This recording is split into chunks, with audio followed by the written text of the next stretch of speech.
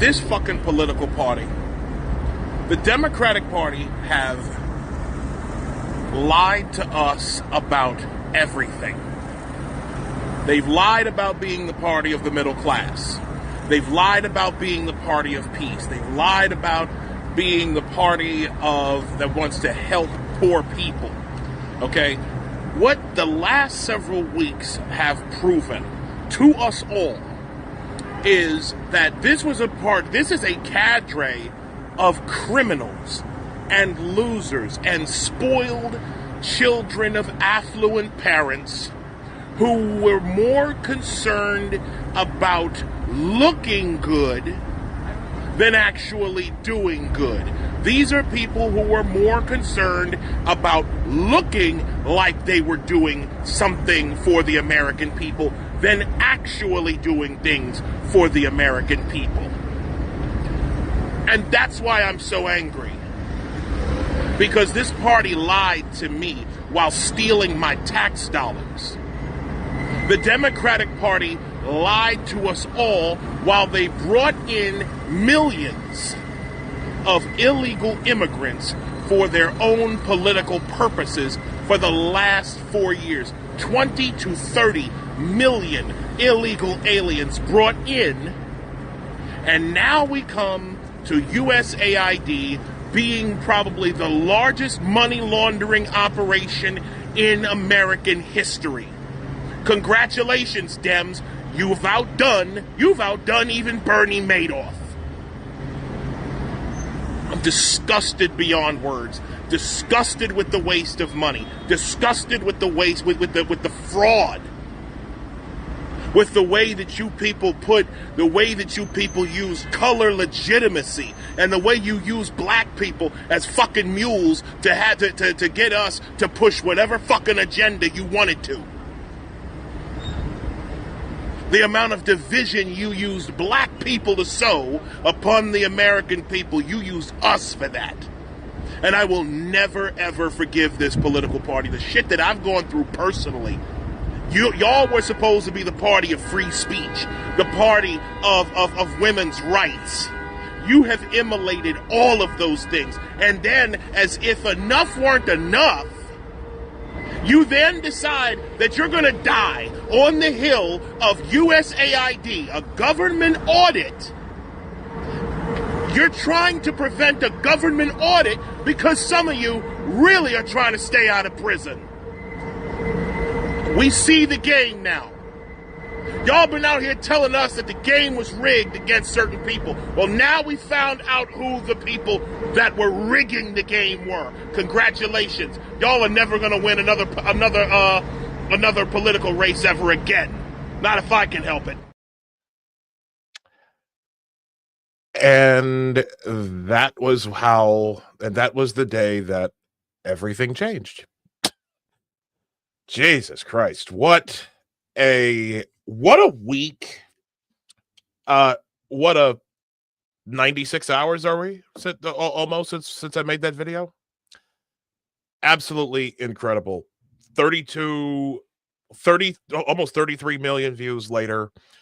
Almost 100,000 new followers. I've been retweeted by Elon Musk, by Bill Ackman, by so many big names over the last several days and hours. And I don't want to belabor the point, but like a lot of people, apparently what I had to say really, really resonated with people. And it's been a very humbling few days. It has been I could not have, I don't think I said anything crazy. You know what I'm saying? Like, I don't think I said anything that a lot of other people just weren't weren't already feeling.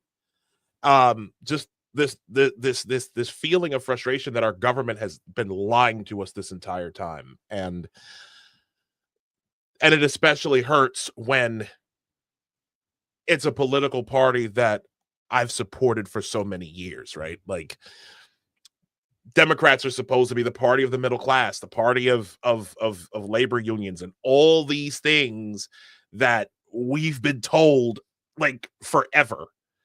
And the only thing that they've been is the party of perpetuating stereotypes, perpetuating division amongst race and class, and constantly fighting, while they, of course, kept stealing more and more money and looting from the treasury, as we're seeing, and not just in USAID, which of course we'll be talking about today, but in multiple agencies, to the point where you've got judges going rogue that don't even that are actively trying to stop people, stop the people who Trump put in to end the waste.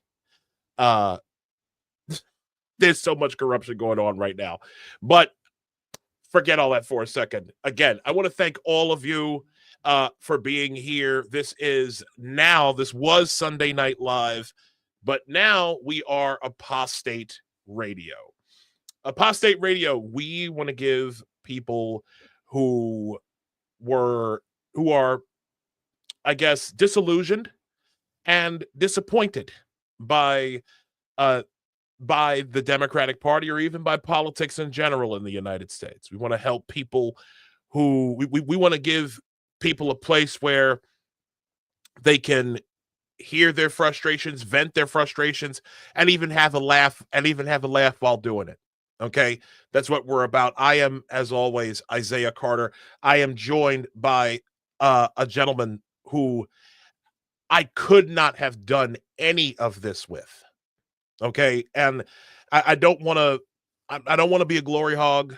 Okay, I've never tried to be, but if it wasn't for this man right here, like, for real, without Nostra Chavez, I couldn't have done this. I could not have done this without that man to the right of me on your screen. And Nick, I want to personally thank you for coming into my life. I want to thank you for all of your help over these last several weeks, and for helping to make this show what it is, my brother. Thank you. Thank you so much. Yeah, Isaiah, so I'm going to echo the same to you, man. I mean, I haven't been as excited, pause, in a long time. And it was even before this, even before you became the most famous man on X.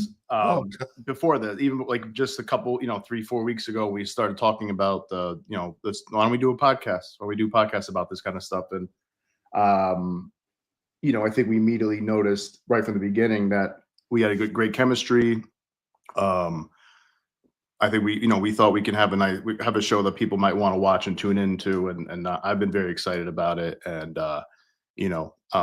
so I'm very happy that you're in my life as well. And I feel like we made it X official by putting each other's handles on each other's bios. We're official now. I feel like we can share out with the world. We can yeah, I know, right? People introduce each other to each other's families now. Yeah, pretty much. Well, I want to thank you again. I want to now there's a guy who I know is going to have something to say about this. Another one of my best friends, who came into my life within the last couple of years. This is a gentleman who, again, I'm not talking about Alex Jones. Because I got to tell you something, Isaiah, man. When I was watching your conversation with Alex, and it was great. It was a great conversation. But I got to say, man, it really kind of pissed me off when Alex started talking about taking my co-host and maybe giving him a slap. He's just sitting there live on television to try to take my man over here. Slide in your DMs.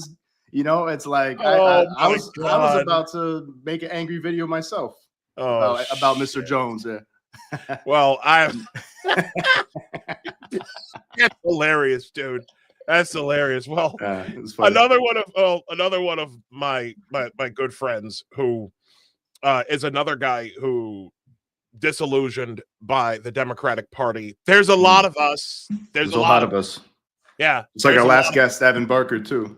Exactly. Shout to Evan. Shout to Evan. She couldn't make it. I actually sent her like a quick invite. She wanted to come through, but she will be with us again very soon. Let me bring this guy up here. Who we got? You might know this guy. Wow. He's written a book called Black Victim to Black Victor. Okay. He is the Black Tim Pool. Look, I've been to your fucking house, bro. The Black Tim. Okay, he is the Black Tim Pool. He lives out in the middle of nowhere, New Jersey. But I love him anyway. This is one of my great friends, commentator on many platforms. He's been on with I believe he's been on with Piers Morgan. He's been on. You have not been on with him, Tracy Morgan. He kind of looks like Tracy Morgan, don't he? I guess we all look alike. Oh shit! That wasn't me who said that. Adam B. Coleman, ladies and gentlemen, my man. Can I say something before Adam starts talking? Though I want to say, Adam, or I want to say I'm very honored right now because, this is the first time on our show and the first time ever that we've had a distinguished foreign dignitary. The president, his excellency, the president of Ain't Blackistan. Yes. The honorable Adam B. Coleman. This is the first time. You know what? I'll say this. I've been around a while. I know when someone's sucking up so they can get a visa. I've been waiting, man. I've been waiting in line. I'm trying to get my visa the right way. I'm not trying to come in illegally. Oh, I appreciate that. I appreciate that. You just got bumped up. God. You got bumped up on the list. Yes. I knew it was worth it. I knew it. Oh my God, Adam, what's good, man? You've got. I can, because I know we talked about this behind the scenes. I'll give some detail. I have another book coming out soon, and that's as much as I can give at the moment. But it'll be out April 1st. You gotta give us a little bit on that, Adam. What's it about? What's something? Give us a little crumbs. Give some crumbs. Right. Come on. It's about childhood abandonment and family separation. It's a cultural critique, and it has a lot of personal stories from my childhood because that's my personal story. I think it's unique. I haven't said the title publicly yet, so I'm holding on to that. But I should be announcing within the next week or so. That's exciting, man. Yeah. Congratulations. Yeah, that's I think so important right now too. I think people don't understand how much so many people suffer from that and how it can affect people's futures. You overcame it, but I feel like a lot of people have a really hard time overcoming that. And people need to realize that is such an important responsibility, to be as a parent, to be able to be there for your kids and to help raise them all throughout their life. And if you don't, a lot of people have a hard time handling that. Yeah. And even down to, the general thesis of the book is talking about how the major issues that we see in our society, whether it be homelessness, drug addiction, prostitution, crime, the common link is that they typically come from some sort of dysfunctional home as a child. And what we're seeing is the output, but we have to look at the origins. And if we're going to prevent crime, if we're going to prevent all different types of violations on our civil liberties, we have to look at the origin and our responsibility as parents, or our responsibility before we become parents, and how we select partners and things like that. It's a way for me to say it's very easy to look at the guy who is getting arrested for stealing your shit and getting put away. But at one point, that guy was a child, and that guy, when he was a child, was probably molested. I was actually talking to a New York City detective. Was it a few weeks ago? We were having dinner together, and he was telling me basically, like, when you sit down with a lot of these guys, he might arrest some guy, he has to go to the hospital, and they're just sitting there chit-chatting. And he's like, when you sit there and you let them open up, most of these guys have been molested. Yeah. Mm. And that really I makes had people no act idea. out. You know, a lot of kids Yeah. will get like oppositional defiant, things like that, just acting out in school, get aggressive, or shut down and not want to participate in anything. And then Yeah. that leads them to do what? Maybe they have to join a gang or something like that, or become a petty criminal, or or worse, or do something, be Yeah. a predator or something like that. That could happen to a lot of people, or a drug addict or an alcoholic. Yeah.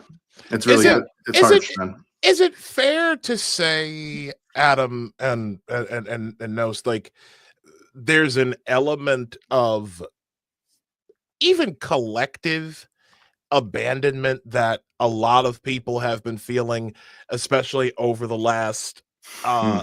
several years?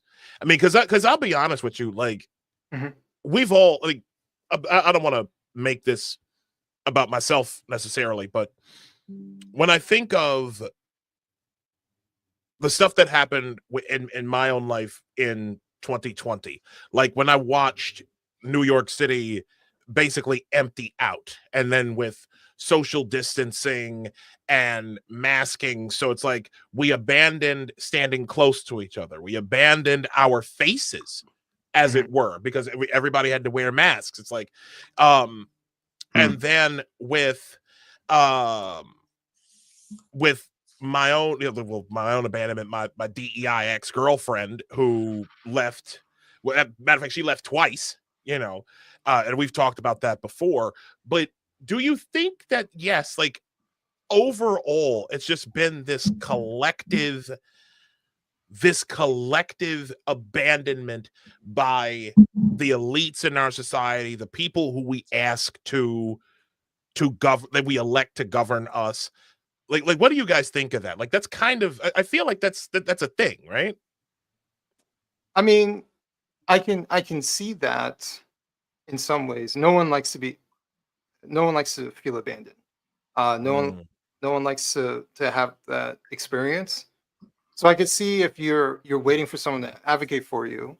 Now that you have me thinking about it, I think that's the ultimate tragedy of what we saw, was that a lot of Americans felt like the people, whether they're politicians or some sort of bureaucrats or media apparatus, um, they're in a particular position where they can advocate for people, and they refuse to. And not only did they refuse to advocate for us, but they smeared us.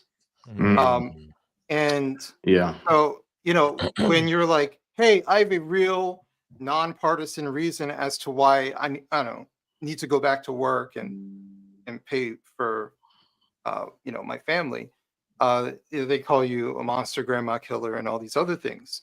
Um, there there's a reason why a lot of people have a visceral hatred towards the government. Is because they felt like they were abandoned by the government.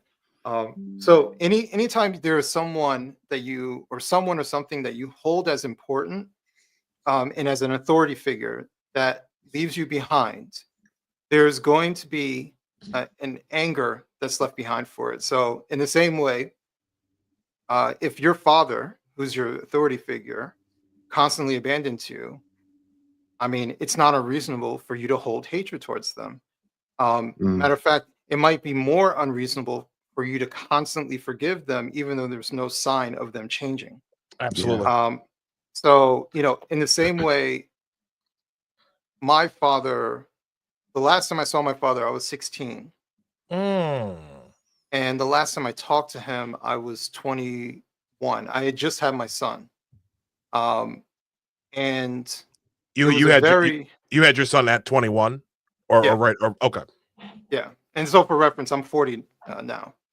Um, and when I was talking to him, it was a very, I called him at his job. He was a tailor. He had his own business. So it's not like I'm calling some corporate office, right? He's the owner. Um, Mm. and I called him, and it was kind of like I was bugging him. And it's always terrible when you have to say, "This is your son, Adam." Oh my Mm. god. You should know you by your voice and everything. Yeah. No, because I was like, "This is Adam." And I was like, "Your son." Yeah. Because it just didn't. He was kind of like, he didn't say it like, "What do you want?" But he was just kind of like, "Why are you calling? What do you Yeah. need?" That kind of thing. Oh my Nobody wants god. that reaction, especially from your parent or loved one. It's like, you know, it makes you feel like shit. I'm sure it makes you feel like, oh, I guess I'm not worth that much, huh? Not even my dad wants to Yeah. talk to me. Yeah, And exactly. that can, if you aren't a strong person who can overcome that with perspective and wisdom and stuff, you know, that could really ruin your life or drive you in the wrong direction for a long time, and maybe you never recover. Yeah, It's very serious. Yeah. it is. And after that, because it was like a 2-minute phone call, because it was very clear he had no interest in talking to me. Um, And you figure he would be like, hey, maybe he really is super busy. He's talking to a customer and he'd be like, hey, I'm going to call you back. Don't worry about it, buddy. And like, you know, an hour or two, you have a nice conversation. But I imagine yeah. that wasn't what happened. No, And he never called you back? no, That's terrible. no. That was the last time I talked to him. And it was something where I told myself, I'm not going to be the one that reaches out anymore. It's very clear he's not interested, but maybe one day he'll change his mind. And if he does, I'll always answer his call and I'll give him a chance. But I'm not putting in the work. He needs to put in the work. He's the father. That's my belief. You know what's funny, Adam? I think you're right. But you know what's funny is just a side note. I think Joe Rogan has like a very similar story with his dad. So if you see this, man, I mean, I don't know, maybe he might not want to talk about that. I don't know, but with his personal life. But I know that you know, I think his dad kind of abandoned him early, and he just doesn't want anything to do with him. His biological dad, right? That's what I've gathered from hearing a lot of his conversation. Yeah, man, that's yeah. After a while, you do. I think out of self-respect, you just have to let that person go and be like, maybe they'll come back and talk to you. We'll see if I want to talk to them. But what are you gonna do? Just bother them forever? It's just obviously they're not reciprocating it. And I'm, you know, I don't know if he knows what you're up to now, but I'm sure. I mean, I'm assuming part of him would be like, ah, shit, man, my son became somebody special, and you know, is doing great work and has become an inspiration for people. That's a shame that I'm not in his life, and you know, can't share in his success and just be, you know, just be proud to be his father. And I can't even say that really. I'm his father. Jesus. Well, actually, to kind of, there was a period at that because he had passed away a number of years ago. Oh, he did? Oh, I said he didn't get to see it. Yeah. Well, he probably did. I believe in afterlife, but you know, but that's not as a, you know, living in this world. Yeah. I mean, but the tragedy is that I found out he died a few months after he died. And I was talking to my mom while I was writing the book, and she was like, I don't know, I just thought about him, and I did a Google and I found the funeral home pictures. And she told me about it, so I looked it up. I Googled it and found the funeral home. I saw his pictures. You know, what he looked like, you know, later in his years. And my father, just so you know, my father was older. When I was born, he was 50. So, you know, he was already up there in age once I came on this earth. But it's one of those things where I wasn't even really sad, because I accepted that my father was not. After a while, like after like 10 years, you're kind of like, well, you know, he clearly doesn't care. So it's probably similar to letting go of like an ex-lover or something like that, in a sense. It's like you just gotta, all right, it's just over. Even though I used to love this person so much and care so much about him, you're just like, I gotta let go. Why would I hold on to it if it's not reciprocated, if it's over? Yeah. You know what's similar to that? Yeah. You know what's funny? Well, shouldn't say funny, but there's something that I think ties in some way with all of this, right? And Adam, before I get into it, I want to just say, brother, like I've known you for since 2021, I think, roughly. Yeah. You are you are one of my best friends. You're like a brother to me, and I am truly thankful that God put you into my life, brother. I really am. And the stuff that and I will tell you, I have drawn on so much inspiration during this time from you, right? Like you're like, and this is real shit. If it was not for you, I would not have had the courage to like no joke, guys. This guy actually was the one who said about my fiance that, dude, you need to stop fucking around. put a ring on her finger. Like stop doing it. Like we had that conversation last year at when we went to a soccer game. Okay. And if it wasn't for seriously, if it wasn't for this guy here, I just really would not have made even remotely close to the amount of progress that I've made in my life. So, bro, you've got a friend in me for life. Okay, like Thank seriously, you. and I'm sure that, and I think I could speak for Nos as well. Yeah, man, that's you've always been inspirational, Adam. I've been following you for a while. I know we've been talking for a while on social media and stuff. We met you at the Dissident Dialogues too. Yeah. I had a couple way too many drinks in me, I think, that day, but I was having a little too much fun at the bar with like Alex O'Connor and stuff. But anyways, but yeah, we've been friends. I've read a bunch of your stuff, shared a bunch of your stuff. So definitely, I think I'll say what I'll say about you. I think you are a uniquely fair-minded, moderate-minded person. And like a storm of, getting maybe people on both sides get a little too extreme, a little too angry.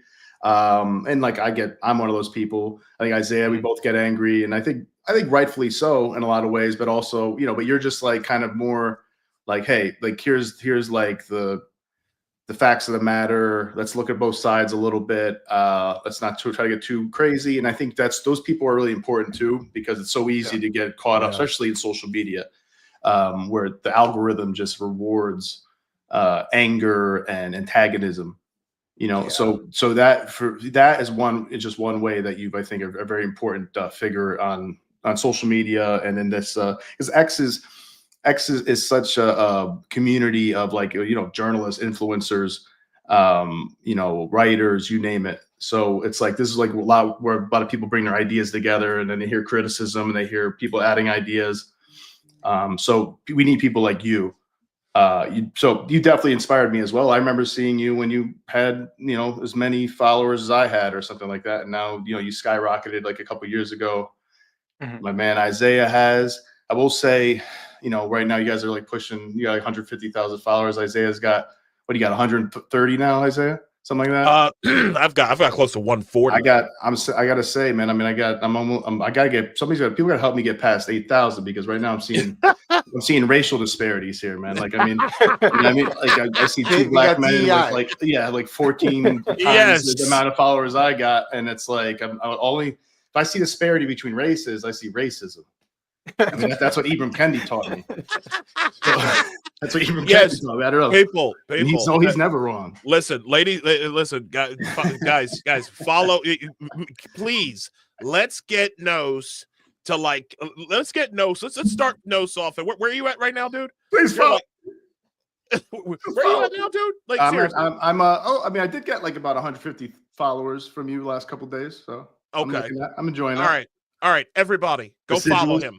Go follow Nosra Chavez. Seriously, I'm just kidding, guys. I'm just joking around. No. Well, you might be, but I'm not. Go follow him. Go follow him. Folks. Appreciate that, Isaiah. I want to say one more thing. So so about Adam, like, he's been inspirational to me. He's been inspirational to to Isaiah, and I'm glad you inspired Isaiah, because Isaiah inspires me, and here we are. Now we got something going. And also, just to answer your question real quick, Isaiah, about the analogous, I think it is analogous of, the abandonment, like of the government, like, because you do trust these people, you're paying them a lot of money, or you are paying the government a lot of money. That's our tax dollars, quite a bit of money, not just on our income, but our property tax, our sales tax. There's a tax on everything. There's tax when you die, right?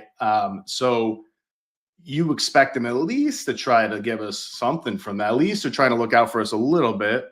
But it seems like quite a bit of it is get put in their pockets, put it into the pockets of foreign people who are powerful, and they're just kind of taking, we'll put a little bit towards this and that, but really we're just going to take a lot of this money and keep it. And like, too bad. If you wanted to make this money, you should have been in this position. I think that's kind of how people justify it. It's like, well, I worked hard to be here, so I could take this much money. And it's like, the people, I think, have been feeling abandoned. The middle class feels abandoned. The lower class, the middle class, the working class, upper middle class, even to a degree.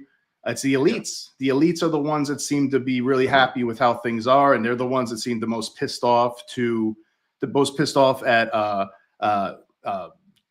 Doge and Elon looking into this. And it's like, why are you pissed off about them looking into it? They should be able to look into this stuff. They should be able to expose it. We should be careful. Hopefully they don't do anything too corrupt either. But exposing it is good. That's good. That's 100% good. Everything we should know exactly how every dime is spent.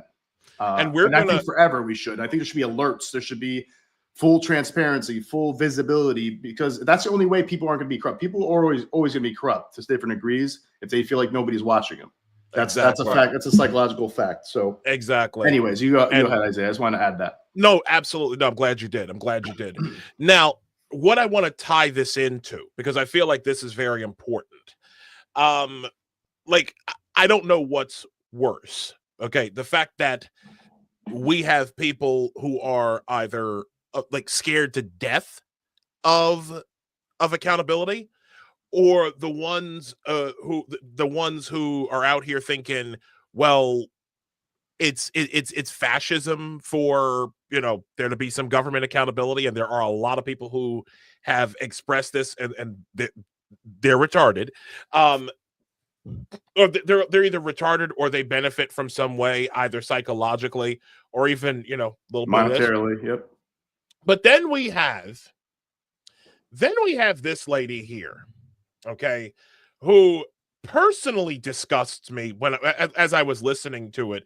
Adam posted this earlier on his account, Wrong Speak, and I think he in the summary here he wrote it quite well. There is a perverse mentality in the government and it's how they perceive money. They ultimately view their massive budgets as being, quote, someone else's money, hence they don't care as to how it's spent or kept track of. Kathleen Hicks displays it here. Let's watch.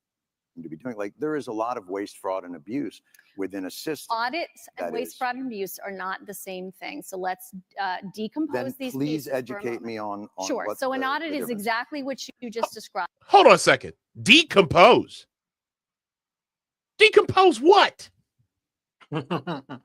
Let's decompose. Like, did you guys catch that? Is that what she said? That is what she said. Hang on, I'll bring it back. Yeah, bring it back. I will bring it back. Hold on. Let me just go back a little bit.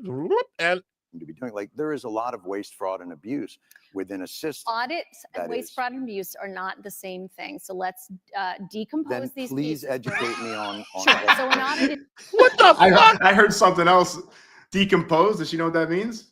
I don't know if she meant to say, like, let's unpack this. Yeah, I think that's what she meant. Yeah, like, is that what she meant? Yeah, she was like gesturing separate. Let's separate those two, but I don't. But decompose? Yeah, that's not the right word for that. Yeah, it's not the right word. No, just the broad. That's what like a corpse does in the backyard. Yeah, exactly. That's what the dead rat does in the alley. Let's kill all the taxpayer money right here, right here, and right now. That's a compost heap, lady. Yeah. Is exactly what you just described, which is, do I know what was delivered to which place? Right. The ability to pass an audit, or the fact that the DoD has not passed an audit, is not suggestive of waste, fraud, and abuse. For a second, I actually thought this chick was Amy Poehler, and this was like a bit. That is completely false right there. So what is now is a question of, it's suggestive that we don't have an accurate inventory that we can pull up of what we have where. That is not the same as saying we can't do that because waste, fraud, and abuse has occurred. So in my world, that's waste. How is that waste? If I give you $1 billion and you can't tell me what happened to it, that to me is wasteful. That means you are not responsible. But if you can't tell me where it went, then what am I supposed to think? And when there has been reporting, I mean, this is not, look, I'm not saying this is on you and that you caused this, but I think it's a tough argument to make. I'm pretty sure I didn't cause it. Yeah, I'm pretty sure you did. Good God. What is wrong with this lady, man? It's pretty sure you what he's saying is completely reasonable. It's like, yeah, it's waste at least if you don't know where it went. And it's probably also fraud. at least some percentage, and it's probably also embezzlement or money laundering at some level. So who the hell are you to yeah, people are going to come up with assumptions if you don't know where billions of dollars went. How is that not waste? How is that not waste? Go ahead, Adam. Sorry. Zero concern on her face. You know why? Because it's not her fucking money. It's not her fucking money. She's getting emotional because she knows it could land on her, and she's like trying to, in her head, she's like, I got to think of something quick to make this not my fault and not our fault, and make it. And it's not really that. It's not really that. And she's going to defend herself and her reputation, but it's like it probably is. I mean, I don't know who is this lady. Go ahead, dude. Yeah, Kathleen Hicks. Yeah. Dude, I forgot her. I remember seeing this video like months ago, I think. But let me look it up. Look her up real quick. Well, you look it up, but there's something else. Kathleen Hicks. There's there's a portion. Of oh yeah. Oh god, she was the Secretary of Defense. Yeah. Oh my god. Of course they are wasting money. I mean, there's so many stories of that in the past, even before Doge. Question of it's suggestive that we hold on. I want to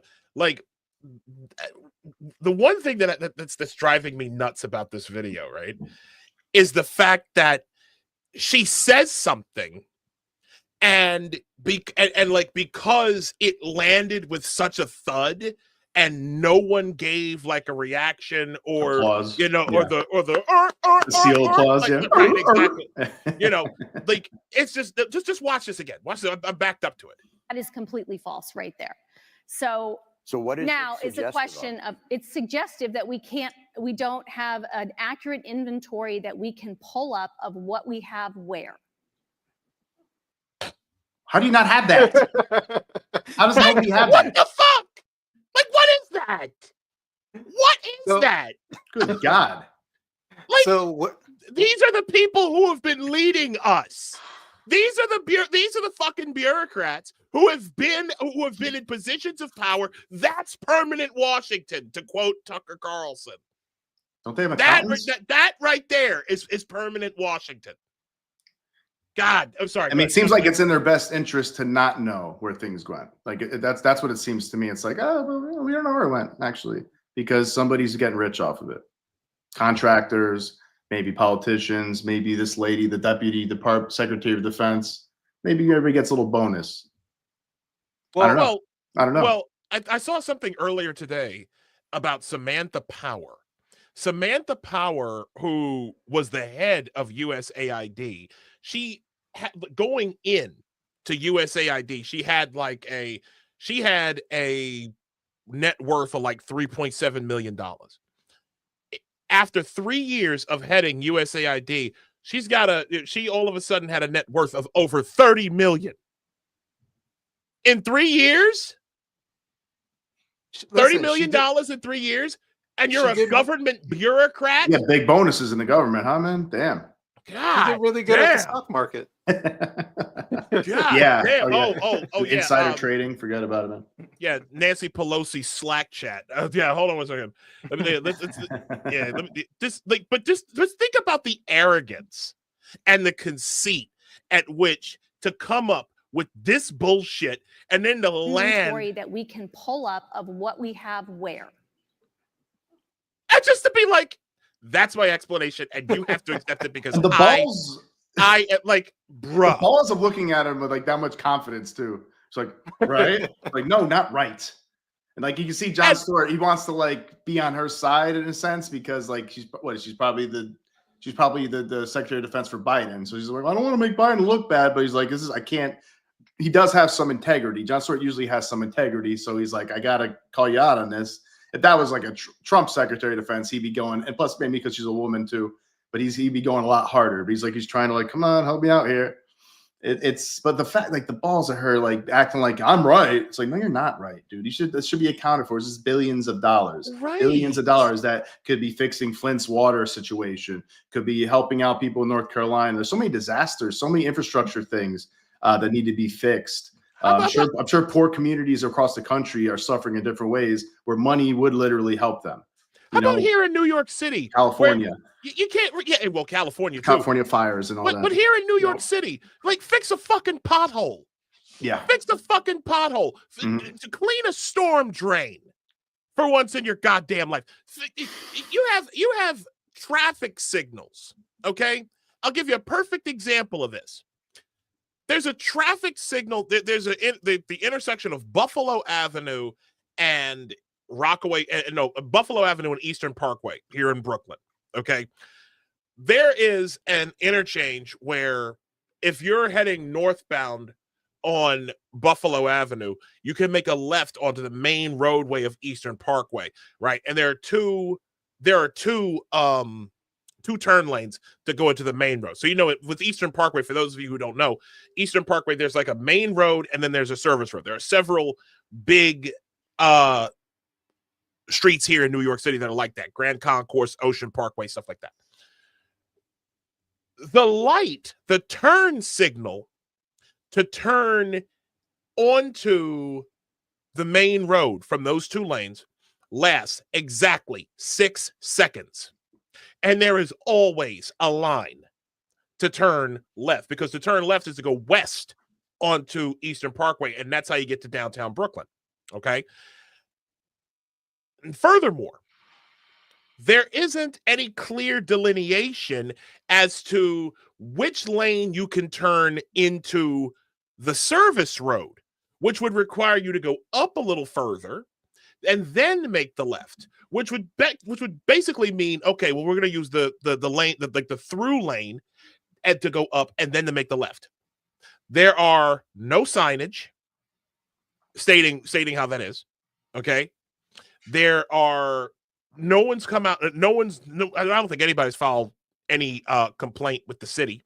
DOT, and let me tell you something, DOT ain't interested in that here, because listen, they want to make driving absolutely horrendous. They're like trying to antagonize people out of driving to begin with. Okay. But think of that. A simple fix. You don't have to spend a whole lot of money. Okay. And like if somebody came up, if DOT said, all right, we're gonna fix this, we're gonna try to do something in terms of like syncing up the lights. Okay, syncing up traffic lights to make traffic flow a little easier. That don't happen. Can't fix, like I said, you can't fix potholes. There's a pothole that I almost saw somebody fall in at 233rd Street in the Bronx. You can't do any of that, but you're out here giving $40 million to South African trans hookers for AIDS medication. You're giving $50 million so that to Gaza so that they can get condoms. Oh, sure. Wow. I'm gonna think about fucking in the middle of. I'm gonna think about safe sex in the middle of a battlefield. Okay, like these people must have played Metal Gear Solid when they were a kid. Okay, like that's that type of fucking thinking. But anyways, let me continue. It's that type of waste that people are angry at, as right? They should be. Yeah, but when you're going up against people like this, and I'm going to let this play through. That is not the same as saying we can't do that because waste, fraud, and abuse has occurred. So in my world, yeah, that's waste. How is that waste? If I give you $1 billion and you can't tell me what happened to it, that to me is wasteful. That means you are not responsible. But if you can't tell me where it went, then what am I supposed to think? And when there has been reporting, I mean, this is not, look, I'm not saying this is on you and that you caused this, but I think it's a tough argument to make sure that I didn't cause it. an $850 billion budget to an organization that can't pass an audit and tell you where that money went. Like, I think most people would consider that somewhere in the realm of waste, fraud, or abuse, because they would wonder why that money isn't well accounted for.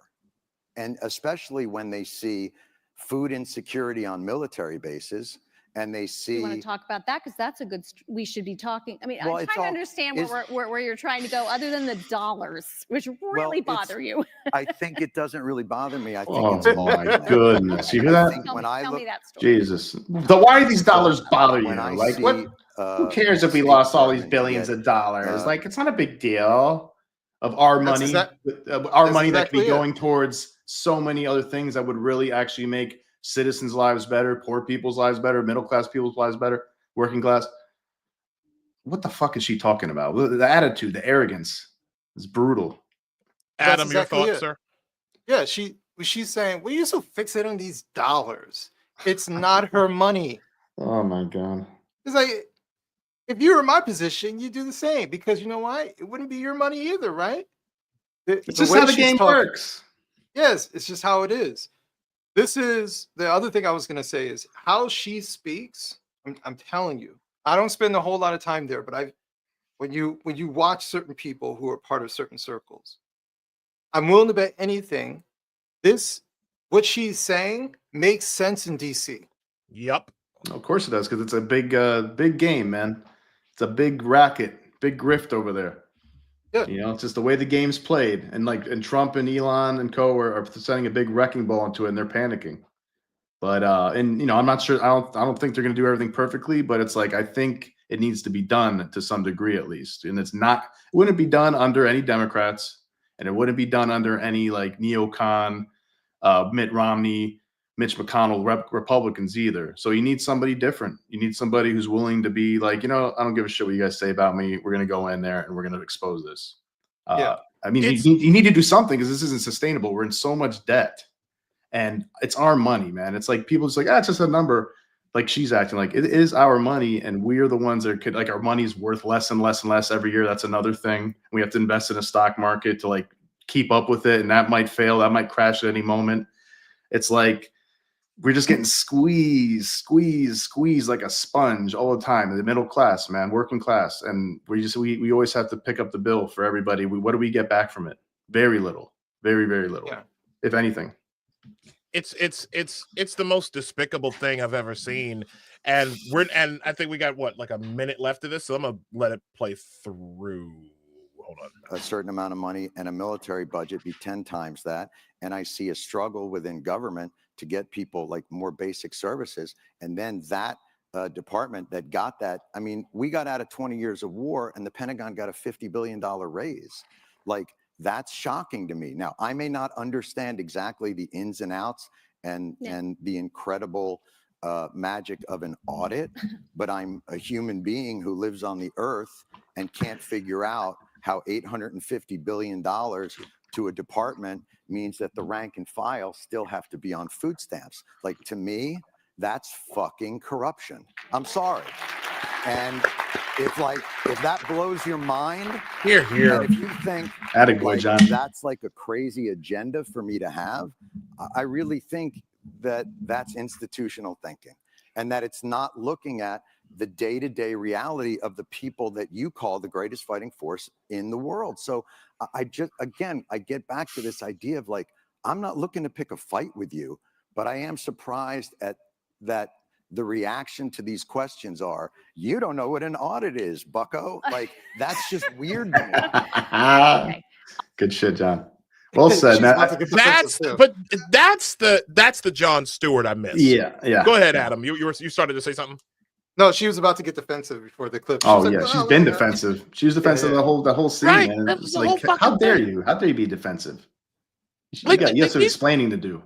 Like, these are the people. I mean, honestly, like, these are the people who have, like, ladies and gentlemen, for those of you who are watching, and we've got 2,833 people who are watching our show right now. Thank you so much for joining us. Hopefully we're a lot more interesting than all of the Super Bowl pregame coverage that you could be watching. Okay, listen, we're here to break it up a little bit. Yeah, exactly. Yeah, we're here to break up some of that shit. I mean, listen, we're not going to compete with the big game. No, but you know, the pregame hype absolutely will break that up, because because it's been going on for like 2 weeks, anyways, hasn't it? Right, exactly. Yeah, at least, yeah. And look, I'm actually kind of pissed off at the NFL. Because tell me how Lamar Jackson put up the best numbers of his career, okay? Best numbers of his career, did way better than he did, and did better than Josh Allen, okay? Y'all vote him in first team All-Pro, but then you don't give him his third MVP. You give it to Josh Allen basically because you're like, well, Josh Allen feels bad, so let's give him another one. Like what on what fucking planet is that? I know why. Why? Go ahead. Racism. I mean, yes, exactly. Systemic football racism. Systemic football racism. Yeah, that's so true. Especially, and they took out the stop racism message in the end zone. They were giving you a heads up. Listen. Look, in the long run, look, I'm a Ravens fan through and through, even though I'm like clearly moved on to MLS season. I'm a Ravens fan through and through, and let me tell you, that's the last time y'all gonna fuck over Lamar Jackson. That's the last time you gonna fuck over that boy.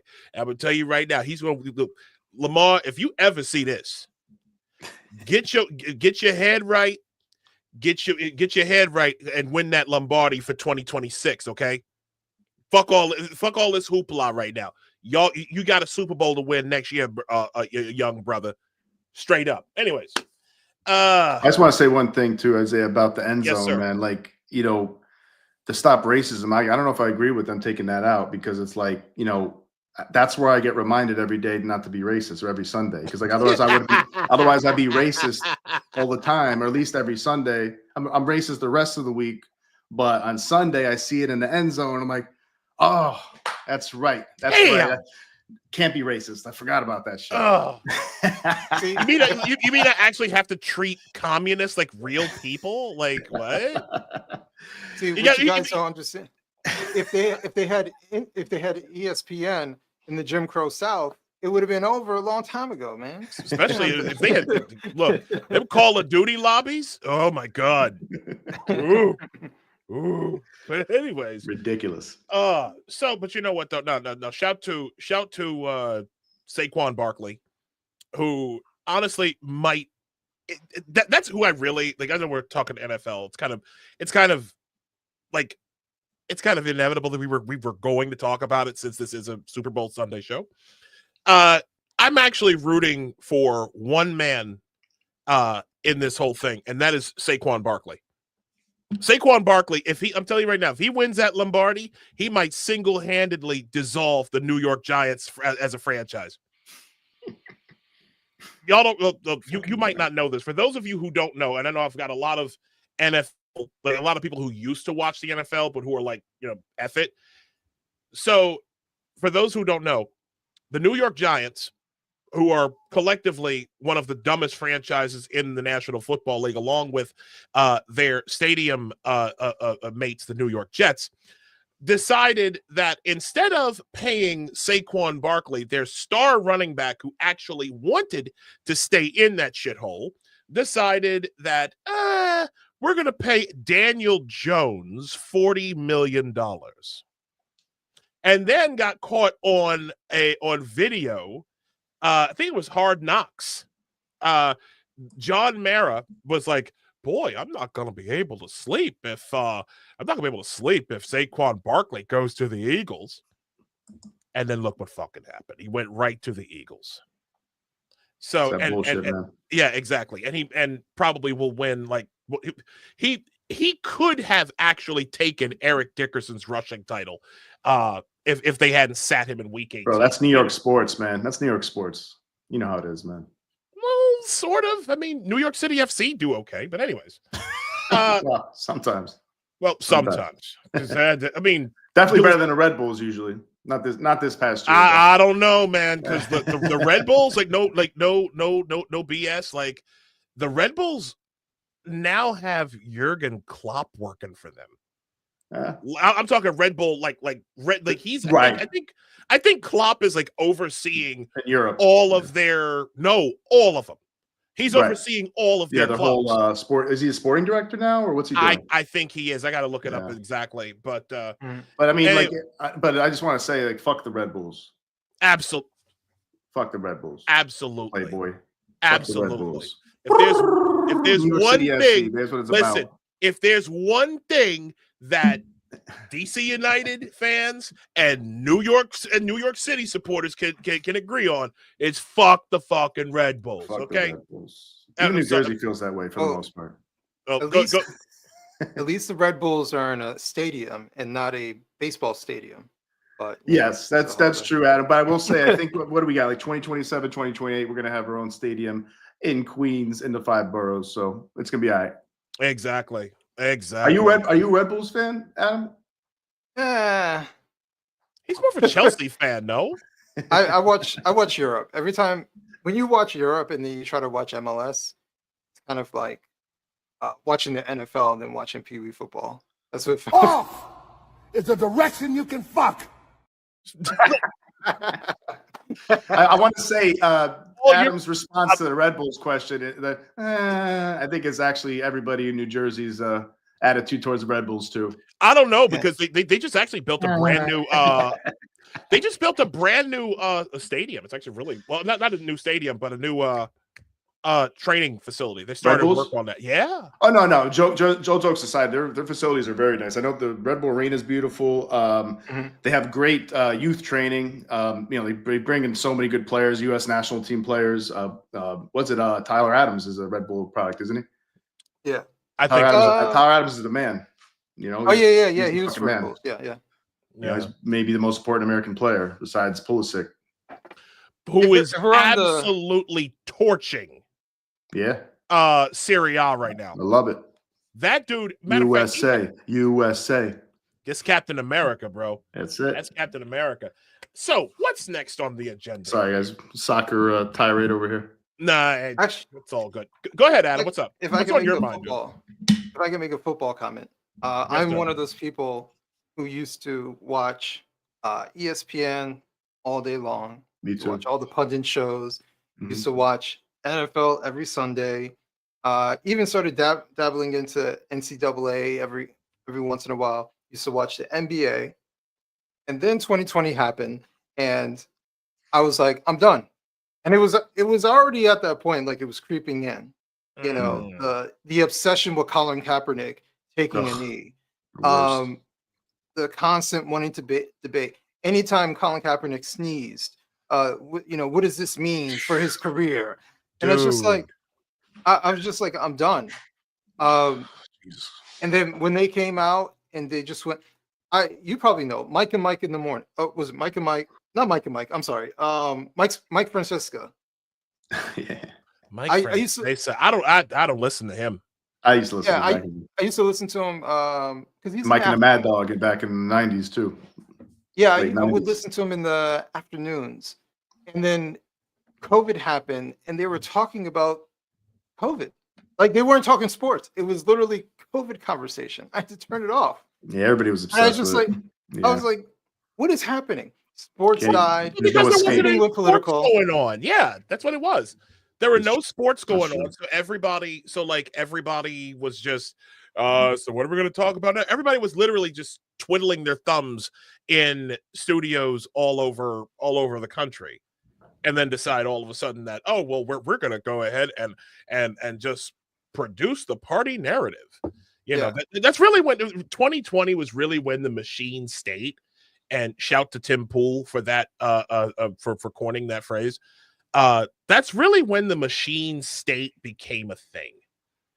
You know, I think where's that video? And it became very visible, at least. You know, especially like if people. It was always there. Yeah. Well, it was always there. They just turned it up. That's all. And I think Rogan was a big part of that, and like his circle of podcasters was a big part of exposing it. Yeah, but they made it pretty clear, and then they're getting pretty totalitarian with some of the things they're doing, like mandates and stuff, censoring free speech, censoring free press, censoring stories that are actually legitimate. They show their true colors, and people haven't forgotten it, thankfully. Yeah. So let's see what else is on our agenda today. We've got so much to get. We got a lot to talk about. Actually, we're not. I don't think we're going to get to all this. I don't think so either. Can we talk about the bad, and if you want to bring up the tweet I put out earlier today, but the bad arguments against the audits?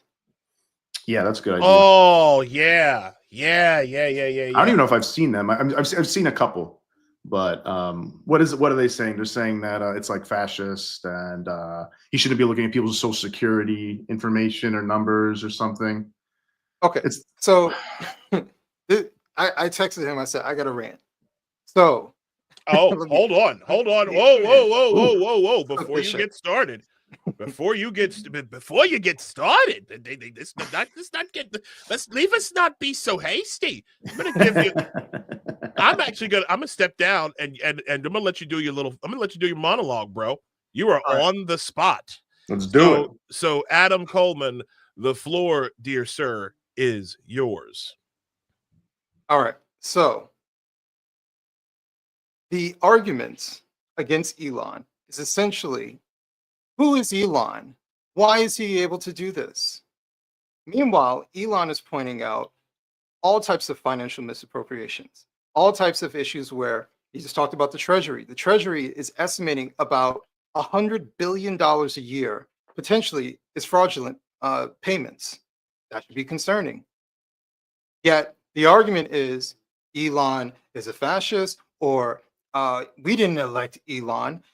And my greater point is, anytime there are great accusations being made, if I said that Isaiah is doing something illegal, and the next thing you say is, well, Adam doesn't pay his taxes. It's like, what does that have to do with anything?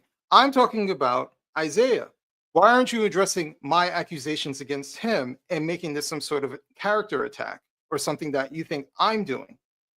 But they don't. They are primarily attacking the character of Elon. They're primarily looking at him and trying to make some superficial argument about who voted for who, as if they ever gave a shit about some sort of advisor. The reality is they like spending other people's money, and they don't like it when someone from the outside of their bubble tells them what to do with the money that they feel that they deserve to have power over. That's all this is. And when someone is afraid of an audit, it's because they're doing something wrong. You would see that in any private sector environment. It's known to have an audit, whether it's internal audits or external audits. You know what they don't do? They don't shut the door, especially if it's some sort of regulatory body. I've worked at a banking institution. You know what they do? Audits. You know what they don't say? Oh, well, we're not ready for the audit, or we can't do the audit. You know what happens? They get all types of fines. They prepare for it. You know why? Because they're not doing anything illegal. People who are afraid of audits are doing something wrong. People who are afraid of audits are doing something probably illegal and probably corrupt. Or at the very least, it just shows how terrible at their job they are, that they cannot keep track of other people's money. You know why they can't keep track of other people's money? Because they don't care about other people's money. That's what this is all about. It is not about Elon, because guess what? If Trump put in someone else instead of Elon and was doing the same exact thing, they would do the same exact thing to that person. Because it's not about Elon. It is about the issue of having some sort of accountability. Yes, the federal government is afraid of accountability. And then you have these spoiled ass federal workers who, guess what? Many of them really don't care that much about their job anymore because they're willing to take the payout and they're willing to leave. Why? Because they know accountability is coming. Should not be a situation where you know if you get a government job that you can be there forever until you're ready to leave. Why is a government job given that sort of guarantee, but we're not given that sort of guarantee in the private sector? How come I have to perform routinely to keep my job, but they get to sit there, and whether they feel like working or not, or whether they do a good job or not, or whether their job is even useful to even exist or not, they get to stay there. No one cuts anything. Everything stays the same. And so finally, we get Elon and Trump, who are acting like the Bobs in Office Space. What exactly do you do? And you know what the answer is? Well, I'm a trans, queer, I've been here for 30 years. Oh, well, we do really good work. It's bullshit. It's absolutely bullshit. If you are useful, you should be able to show that you're useful at your job. If you're not useful, guess what? You get to get fired just like everybody else. And they feel they have this special privilege to stay in a job doing things that they probably don't need to be there for. So I have a whole lot. Oh, and one other thing before I end this rant. While the pandemic was going on, we saw the Democrats doing everything possible to smear people like you and I, to talk down to us, to say that their job is useful, your job is not, to dictate what we do with our family, how we take care of our family. God forbid if you were a small business owner and you just wanted to, I don't know, bring in some income so you could take care of your family. But they did all that to stand in front of the American people, to pit us against each other, to say that there's no other solution other than to lock things down. But guess what? You can't open your store, mom and pop shop. But guess what? Walmart, Target, Amazon, everybody else gets to operate like normal. I wonder why that's the case. It's almost like one has a lobbying group and the other one doesn't. It's almost as if the Democrats are in bed with big corporations. And then we turn to the media. Maybe the journalists will represent us. And then you know what the journalists do? They say, get the clot shot, sponsored by Pfizer. So this is how corrupt this entire ecosystem is. Where is the primary part of our mainstream media? New York and DC. That's the apparatus right there. The Democrats control New York and DC. And what do? They defend institutions. They all want to go to DC so they can be part of the correspondence dinner, so they can rub elbows with power. The days of old, where the journalist was just some Joe Schmo from down the street who's willing to challenge power and ask a couple questions, are dead. Now you got to go to Princeton and Harvard so you can get that job at the New York Times, so you can be all smug when you go out to the middle of Pennsylvania and ask some stupid Trump voter why they're voting for a racist. That's the type of environment we're in. So I am glad, last part of my rant, I'm glad to be part of the media environment. I'm glad to be someone who did not go and get a college degree, who has common sense, who can ask people questions and actually listen to them.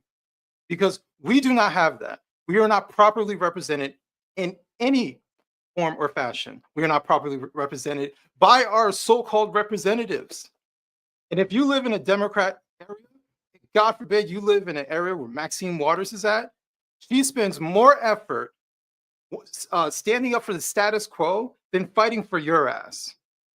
She'll get on a plane, first class, go all the way down to DC, stand up in front of USAID. But where was she when your buildings were burning down during the George Floyd riots? Well, she was egging them on. That's where she was. So I got a huge, huge problem with the Democrats. And the reason I left the party is because I'm disappointed. I would love to have two competent political parties fighting for every American's vote. But the reality is, we got the Democrats who have abandoned all liberal principles, succeeded all the wins. Why the fuck is Trump the one with women surrounding him and the feminists like? Wasn't he the grab them by the pussy guy? That is how bad the Democrats have become. That they've let Trump become the feminist winner. Bravo, Democrats. That is how bad you failed. And so now we got the Democrats over here standing up for the status quo. And when you ask questions, why the fuck are we sending $1.5 million to Serbia or wherever these countries are? Why are we paying for these programs? You know what they say? It's not that much money. Hey, how come you're cheating on me with that woman? I only cheated on you once. Why are you making such a big deal out of this? Matter of fact, how did you find out I was cheating? Did you go through my phone? I can't believe you went through my phone. This is the language of manipulators, and that's what we're seeing from the Democrat Party. They are the party of geriatric leadership. They are the party of spoiled rich kids, as we got David Hogg, who's running the party, a part of the leadership in the party. They are the party of snooty elitists of all colors who are so married to their fucking degrees and think they know better than the average man. That is what the Democrat Party is now. So What I have to say is, Elon, keep doing your thing. If you ever see this, Elon, keep doing your thing. Keep pissing them off, because the American people see what you're trying to do. The American people see that the emperor has no clothes. And thank you for stripping him. That's my piece. You know,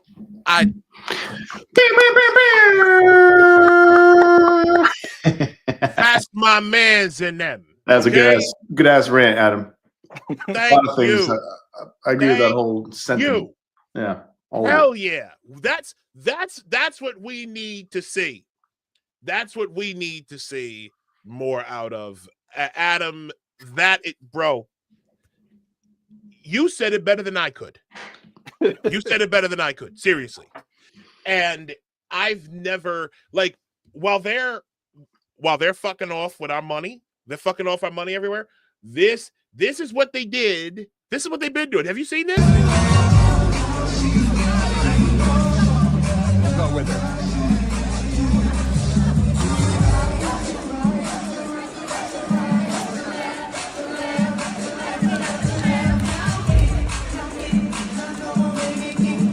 Off is a direction you can fuck. That's the money laundering shuffle right there. Right, the money laundering shuffle. That's a money laundering shuffle. There you go. Down, USA, USA, USA. Dancing with your money, dancing with your money. Yes, yes, bro. While they fuck off with our money, this is something else they've been doing.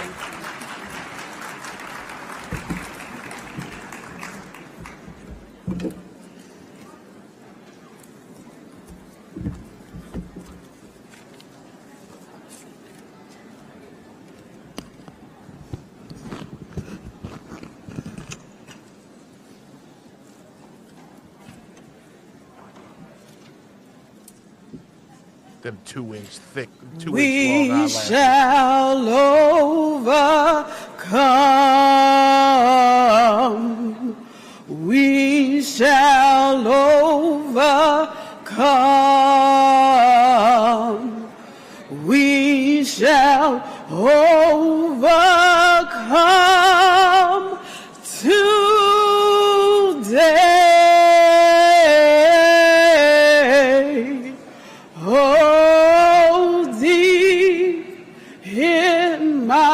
Off is a direction you can fuck.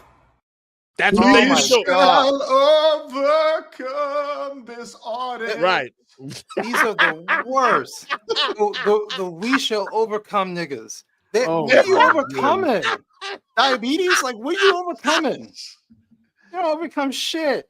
They're going to overcome that audit. They hoping they overcome that fucking audit. I want to see the camera pointed at the audience when she starts saying it. Everybody's just like, fuck. All right, here we go. Another one. How long is this going to be? This is another 20 minutes. Good dude, God. While they were fucking off with our money, they gave us this. Hello, my name is Admiral Rachel Levine, and I have the honor of being the Assistant Secretary for Health at the United States Department of Health and Human Services. Happy Pride. Happy Pride Month, and actually, let's declare it a summer of pride. Off is a direction you can fuck. A decade of pride. Let's think about this for 10 years pride. straight, every day. I bet you. Thank you, Admiral Doubtfire. Good God, man. Jesus. Why would we focus on it so much, man? Drives me nuts. Has that fucking guy taken off that uniform yet? I bet you them pantyhose stink like a motherfucker, boy.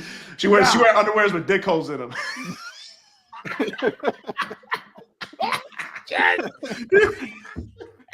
Oh, that's a Chappelle reference. I didn't come up with the haters. I know. Oh my God. Like Rosie O'Donnell, they said that about, I think. Yeah. The haters.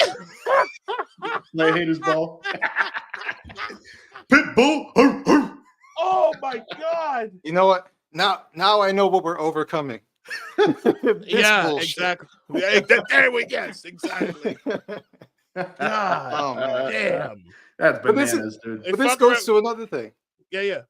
This goes to another thing. Whether it's politics or whatever, what you prioritize is what you really care about. And we get to see what they prioritize. They prioritize LGBT bullshit. They prioritize we shall overcome an imaginary obstacle of systemic whatever. We prioritize what the corporations want. We prioritize what our oligarchs want. We prioritize all that stuff. And we feign like we don't care about billionaires. They like their bill. Matter of fact, you want to know how much they love their billionaires. You want to know how much bullshit about, oh my God, the billionaires it is? During, was it the 2020 election? Yeah, with Joe Biden, when he ended up winning. During that election, if people remember, we had 3 billionaires running at the same time under the Democrat ticket. Mm-hmm. Remember when Bloomberg came in and bought up everything and then crashed out a few weeks later? Like, you guys like your billionaires too. They love billionaires that agree with them. That's y'all for sure. love your y'all love your billionaires. Yeah, y'all love your billionaires. I mean, what was the what I send you, Isaiah? That Rogan said.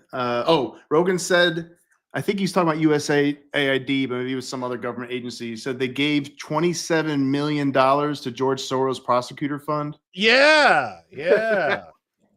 So, how about that? And it sounded like in general, all the money he puts in, he gets back through like NGOs or something like that. That's what I read somewhere else as well. So it's like we always talk about like, oh, George Soros is pouring all this money in to prosecutors, and he makes them increasingly left wing, increasingly pro crime, all that. But it's like it seems like he's getting his money back. If not, maybe getting some ROI on that. And I imagine he probably is. Probably. Yeah, and like I want to say one thing too about Adam. Like with Adam's rant, he mentioned like how people don't want to see, they want to get audited, and it's also partly because they know this is how they're making their money. A lot of people know they're making their money. Their friends are making their money, and they're pissed and they're fighting this because the trough is closed. The piggy trough is closed, man. Like it's they can't just shovel in all the money that they can without any accountability. And to your point about the journalists, man, like the journalists, quote unquote journalists now are they want, like you said, they want to be in this club. They were trained to be leftists in university, especially the best universities. They're super far left. Look at Harvard, right? Look at Yale. Yeah. Super far left, super woke, right? They believe crazy shit. And they're smart people. Otherwise, they probably wouldn't be there, but they believe crazy bullshit. So it fucks up everything after that. Every story they come out with is through that woke lens. So when they come out, they are like, well, Democrats there's two options, and Democrats are obviously the better option. Republicans are evil. Conservatives are evil, racist, white supremacist, sexist, transphobic, Islamophobic, you name it. Transphobic. What the fuck is that? What the fuck is that? I've never heard of it. What the fuck even is that? Sorry. So they have. So I mean, they come out and they do that, and they feel justified. They don't feel like they're being corrupt. Like they think they're doing their job, being truth tellers, truth to power. I mean, and these universities, they teach kids, they teach everybody that being an activist is number one, even over being like a doctor, even over being a lawyer, even over being a journalist. The telos becomes, the reason for being becomes, well, activism first, diversity first, whatever. Anti-republicanism, anti-conservatism first. Then we'll worry about being a good lawyer or being a good doctor or being a good journalist. So they really think like we're part of the good side, we're part of the resistance, and they're just puppets. They're puppets for oligarchs, like you said. They're puppets for oligarchs. I've never go ahead, Adam. Go ahead. I'm sorry. No, I was gonna say, yeah, I agree. I'm trying to find a list of I'm trying to find a list of all of the stuff that they've spent our money on. And we have it in the a bunch of stuff in the doc there. I mean, I could read off some 4.5 million to combat disinformation in Kazakhstan. Wait, so then I take it all back. Yes, I mean that's important to most people in America. 2.5 million to promote DEI in Serbia. 70,000 for a DEI musical in Ireland. 47,000 for a transgender opera in Colombia, the nation of Colombia. 32,000 for a trans comic book in Peru. 2 million for sex changes in Guatemala. $6 million to fund tourism in Egypt, $48 million to the World Economic Forum, as if they need any more fucking money. Any money. Those people. It's an oligarch party. Millions to Echo Health Alliance, which is had something to do with the Wuhan lab leak.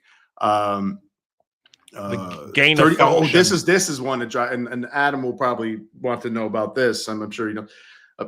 I read somewhere that they sent 34 million on Politico. Yeah, it was 8 subscriptions, like with the ones like $100,000, $120,000 for a subscription for one person, something like that. Yeah. Did they raise the prices recently? I think Politico so. for subscription. I thought it was probably something like $4 to $9 a month, but maybe now it's $130,000 a year. Who the fuck is even subscribing to Politico like that, dude? Like, I'm like, listen, even in my more liberal days, I didn't know anybody who was flaunting a fucking Politico subscription. Politico has always been. Oh, look, it's Clint Eastwood. The empty chair. You know? Yeah. Okay, I missed that one. Yeah. We were just talking about real quick, Adam. Did you hear about I heard you. Oh, about the 34 million in Politico. Yeah. More liberal. What did they do with that last year during a presidential election? Days, right? Even in my more liberal days, right? I never once had anybody around me who was flaunting a Politico subscription. New York Magazine, sure. The Atlantic, yes. You know, like the Washington Post, maybe, because you know if you are a liberal, okay, if you're a left, if you're a shit lib, okay. You're gonna subscribe to one of two things. You're gonna subscribe to WAPO and you're gonna subscribe to the New York Times. USAID actually paid those two, or at least the New York Times. They paid money out to the New York Times, and you could. And I checked that earlier this week. Yeah, USAID was paying for everything. Like seriously, it's. Ladies and gentlemen, if you're new to this, okay, isn't that like election interference if it's coming on one side? Like it absolutely is. It's going to be they're left-leaning publications coming from the Democrat administration. What do you think kind of news are they going to be putting out? What kind of slant are they going to be putting out? I feel like it's like election. It's election. It is election. It is election meddling. Which they've been saying about Trump and Russia for years, right? Everything. One thing I'm sure you guys have both said is that everything they blame like Trump for and conservatives for is what they've been doing. It's projection. It's projection. It's typical narcissism. It's narcissism. Mm-hmm. It's manipulation. Yes. It's malignant narcissism. Mm-hmm. This is the type of seriously. The Democratic Party are made up of people who will call a man a stalker, right? And then turn around and do stalker shit to mess up everything, to mess up your current relationship. Like that's these are the Democratic Party are made up of people who will do everything in their power to manipulate and get people to do what you want, like say move to another part of the country, and then turn around and get into another relationship, even to a marriage, with a guy even further away than you are, and do the same shit. Ask me how I know. Those are the types of people who the Democratic, who is the primary makeup of the Democratic, but people who are projectionists, people who are narcissistic, who never do anything wrong in their own eyes. These are people who externalize blame as soon as they get caught, as soon as their solutions don't work. Okay, as soon as the things that they don't, the things that they promote fall apart, they externalize the blame, and then they want to keep doing the same things over and over and over again. The snake that eats its tail, the Ouroboros, the ass eaters. Okay, there's nothing wrong with ass eating, Isaiah. But when it's your own, that's true. When it's your own, when it's your own, that's a good point. That's a good point. I wasn't talking about that. Sorry, Adam. Go ahead. You look like you had something on your mind. I didn't know I was coming onto a pro ass eating podcast, but well, we have very diverse opinions on this podcast too. This is a heterodox podcast, Adam. I guess so. Well, when we're talking about the Ouroboros, and like it literally is. Go ahead and say what you got to say, Adam. No, I'm gonna find this to prove a point. Go ahead. Well, I'm listening. So just to be 100% fair, narcissism, partisanship, it's not a left or right issue. Like, it's bipartisan. Mm-hmm. I think the difference is that there's one particular party that constantly operates off of that. They constantly operate off of that tactic. And the other party, which tends to be less aggressive, more passive, is almost like the good cop, bad cop. Traditionally speaking, the Republicans seem to be the, well, let's not go that far, and then they get dragged along by the Democrats. But I think there are a lot of issues when it comes to the Democrat Party. Like I was saying in my rant, I'd love for the Democrats to actually get like a legit win, not just a win to say, they messed up, so we get one over. I mean a win for the American public. Like, they're on the right side of this. For them to, even if you're like, oh, Johnny come lately, you know what? I'll take Johnny come lately rather than Johnny never comes. Like, I'll take that any day of the week. If next week they turn around and say, you know what? Elon's right. We need to help and support this audit.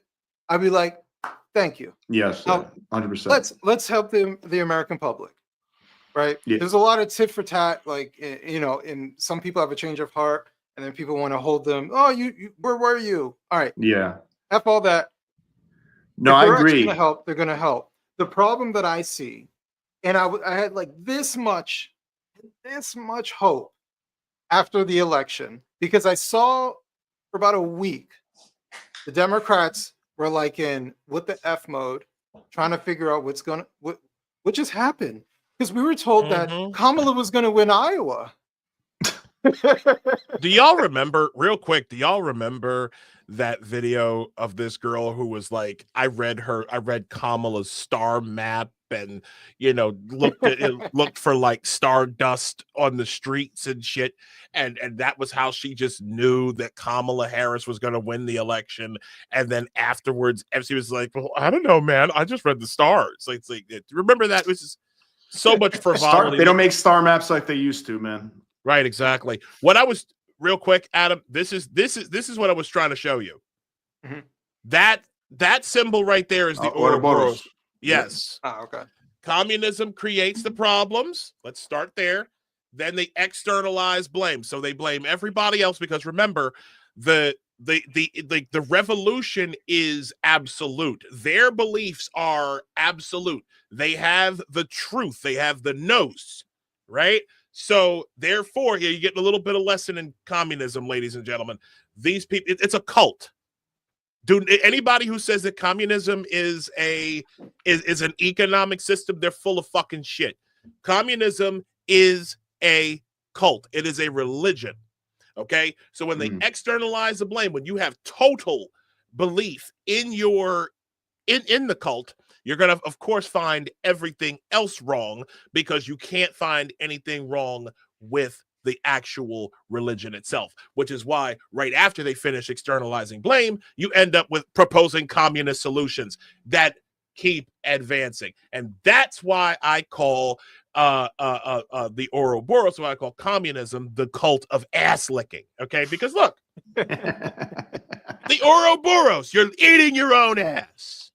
That I can't condone eating your own ass. I'm with you 100%, Isaiah. And I will say you're absolutely right that it is a religious cult. It is. And like, I know some people might hear this, and like some educated people might be like, what are you talking about? It's an economic system. It's like, no, it is a religious cult, because it is, first of all, they're usually atheist societies. So what do you replace that with? You replace that with the God figure that is the leader of the party, and there's only one fucking party allowed. One party's allowed. There's no disagreement allowed. There's no opposition allowed. So and since there's no God or religion, the state is God, and the supreme leader is God. You know, I'm going to disagree with you a little bit, just a little teeny bit. I want to hear what I got wrong. Here's my story, because we're already talking about narcissism, okay, and we're talking about how the Ouroboros,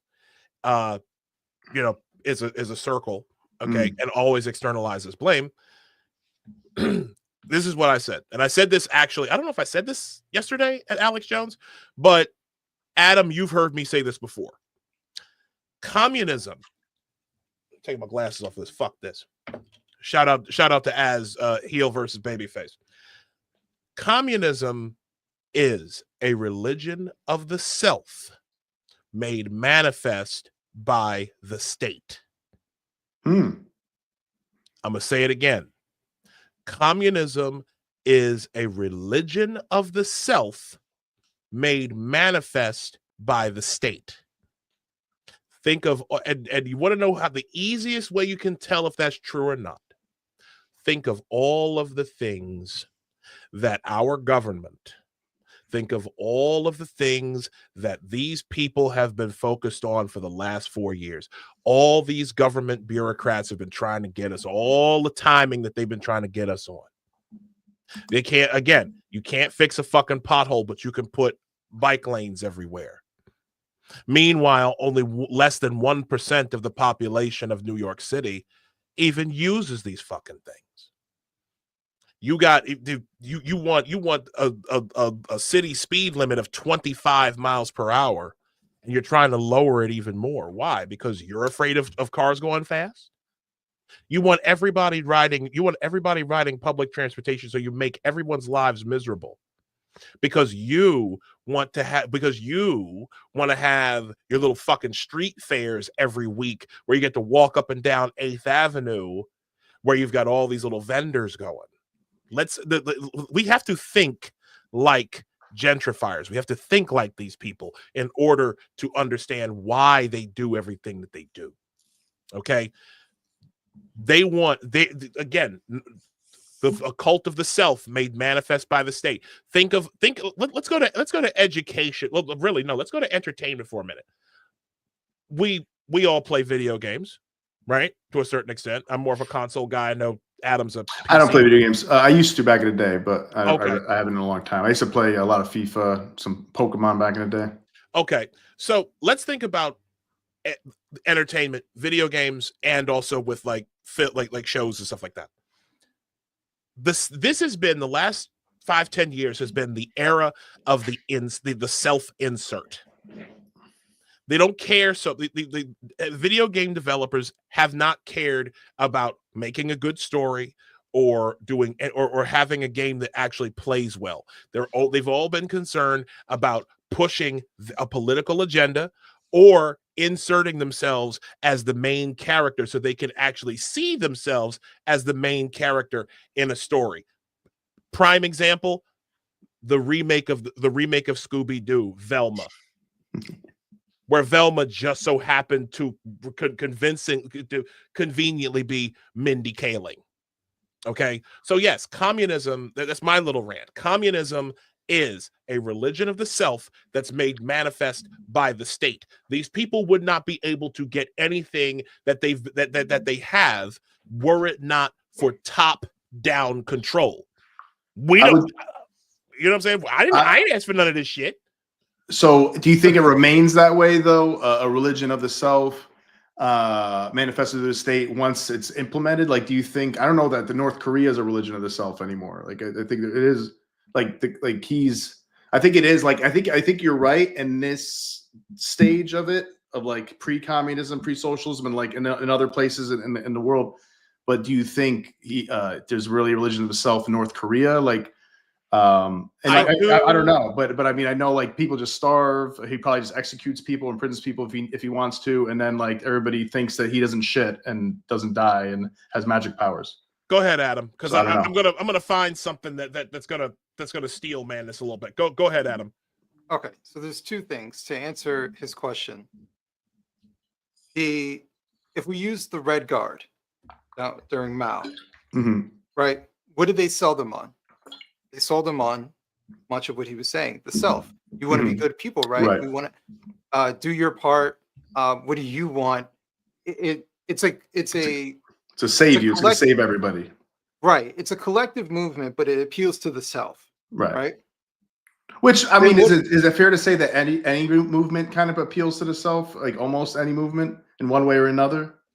Well, it appeals to the self with like self-liberty, like rights for the self. Like I feel like there's an argument to be made that also could be true. I don't know if it's always true in every movement. Maybe a religious movement might be different.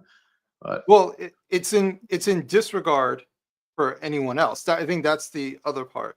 Like, for example, you might be conservative, right? And you have your interests, right. But when your interests overlap with someone else's rights, you know, then that would be an area where you would at least say, well, I don't know about, you know, moving past that point. Like there would be some sort of guard. But when you're highly ideological, you're told that this is the only way.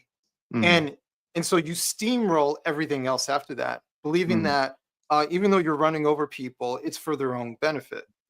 But the point I was trying to make is, because what Isaiah is talking about reminds me of the Red Guard, right? That's what motivated them. But what happened after Mao got into power? He got rid of them, right? Yep. So the Red Guard is beneficial at one stage, but at the end, when it comes to a totalitarian government and everything is in place, that function of the purple-haired kids who are saying, yeah, man, you know, collectivist movement. Eat the rich. Eat the rich. Guess what?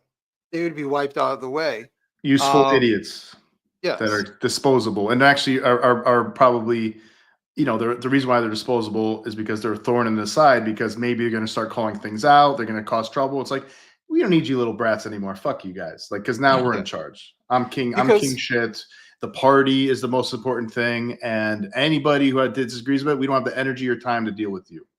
But now, the reason why, if I just one other thing, the reason why that's the case is because the person who ultimately gets into power is not nearly as ideological as the foot soldier. Bingo. That's a good point. Yep. Bingo. Now, beautifully said, Adam. Beautifully said. I'm going to present this to you another way. Okay. When Joe Biden, I am going to play this video. Okay. This is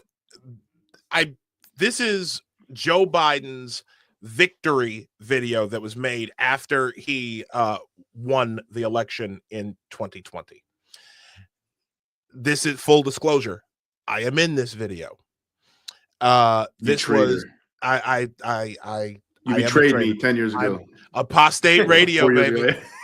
Apostate radio. Apostate radio, man. Why are we here? Why are we here? That's right. Why are we here? No, I'm just kidding. I saw the video too. Yeah, play this. So I want to play this because a friend of mine, matter of fact, a friend of mine from elementary school, shout to Sharmila Viswasam. Make sure you follow her at Realtor Star Shar. Beautiful woman. Was so happy. And she was right about everything, by the way. Someone was asking me like what I think it was her. It was like, she asked me like what the deal was with this video, and you're gonna understand why I say that communism is a cult of the self. Okay, pay very, very close attention to this video. Okay, let's give this a watch.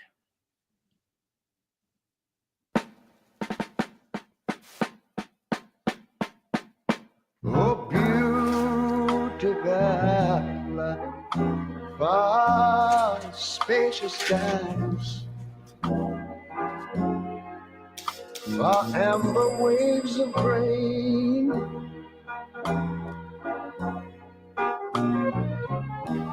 far purple mountain majesties. Over the fruited plain, But now wait a minute. I'm talking about America, sweet America. You know, God done shed his grace on thee. He crowned not good. Noticed it yet? I want to see if you noticed this just yet. Shine and see. You know, I wish I had somebody to help me sing this. America,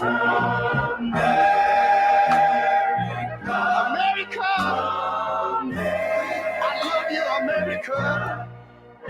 You see, my God, he done shed his face on thee. Oh, Lord. I thank you, Lord. Very moving.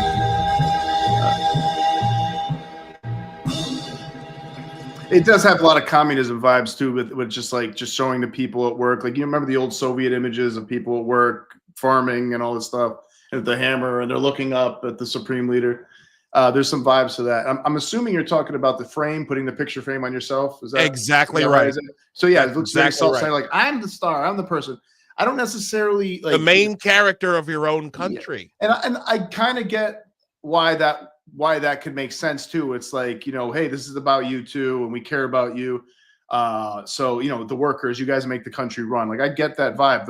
One of the problems is that fucking Democrats obviously don't represent that whatsoever anymore, and haven't for a long time. Like, they care about the elites. That's a fact. They care about the educated elites and the rich people. So that's a complete horseshit, hypocritical commercial. No offense to you, Isaiah. I know you starred in that, but listen. I regret that. I regret that video too. It's great. It's great for the podcast now.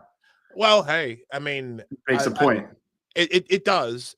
And I didn't understand it. There was very little about that told to me at first.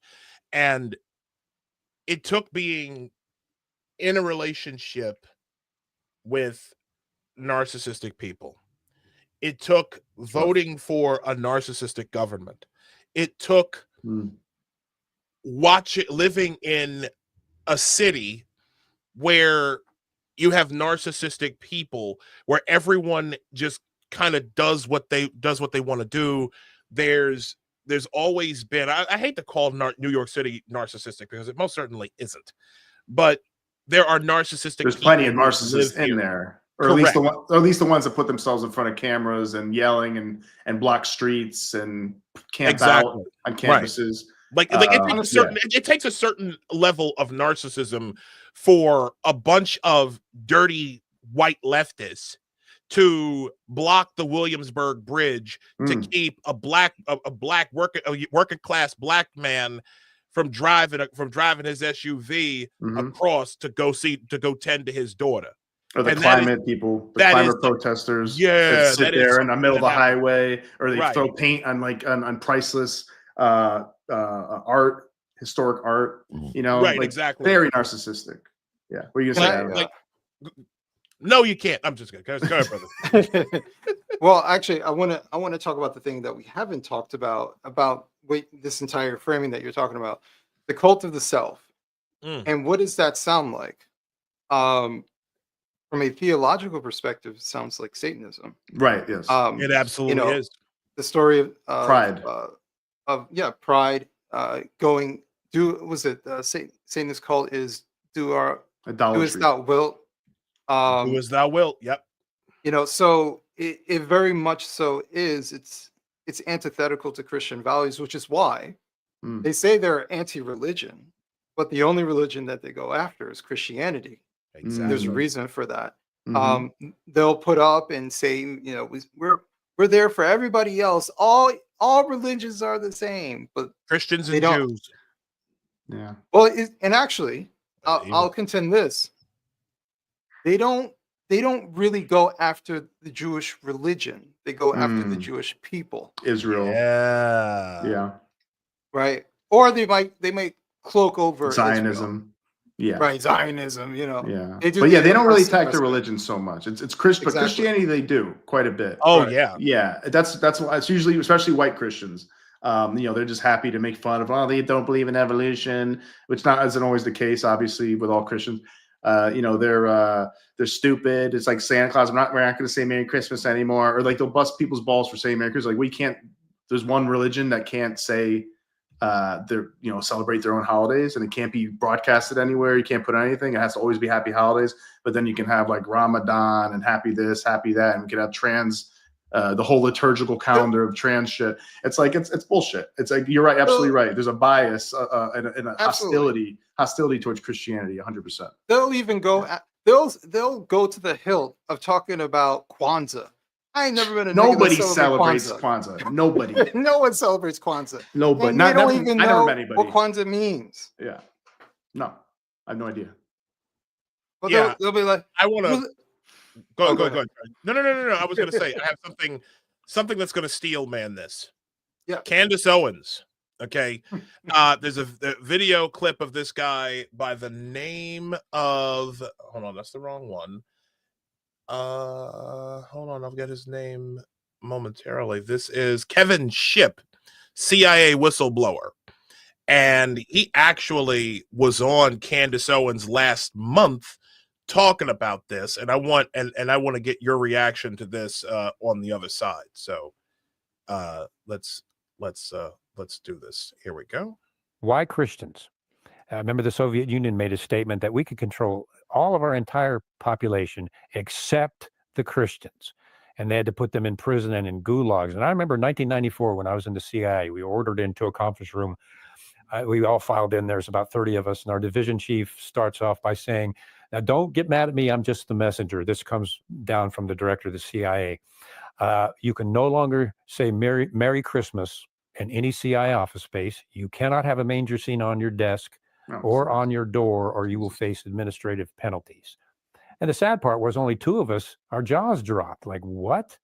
And the CIA was actively against Christians, and they used DEI as a method to suppress them. And I remember it was Christmas Eve, and I walked out. I thought about this, prayed about this overnight, and I said, oh, no, you don't. So I walked out on New Year's Eve, and I turned around to everybody, and I said, good night. And by the way, Merry Christmas. I'm like, there is a line you don't cross.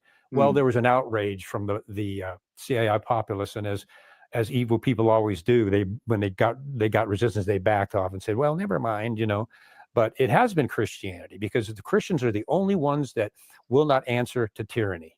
We believe in God and a higher power, and we will not be manipulated by a tyrannical regime. And that's why Christians are despised around the world, including in this previous administration. My goodness. And going back to Obama, how they attacked Christians and eliminated the religious freedom post at the Department of State, and on and on and on it went. But that's the reason. It's another reason too, is that they want to. Religion is something that binds nations together. People, especially diverse nations. Like if you have that's one thing that binds. White Christians who, most of this country used to be Christian for hundreds of years, right? Like they always say, oh, it wasn't based on any religion. That's kind of, yes, there's a separation of church and state, but all of them were Christian pretty much in one way or another. All of them, pretty much. Even Jefferson, who was kind of atheistic or agnostic, I think he still believes in God, but like they all come from a Christian tradition, Christian philosophy.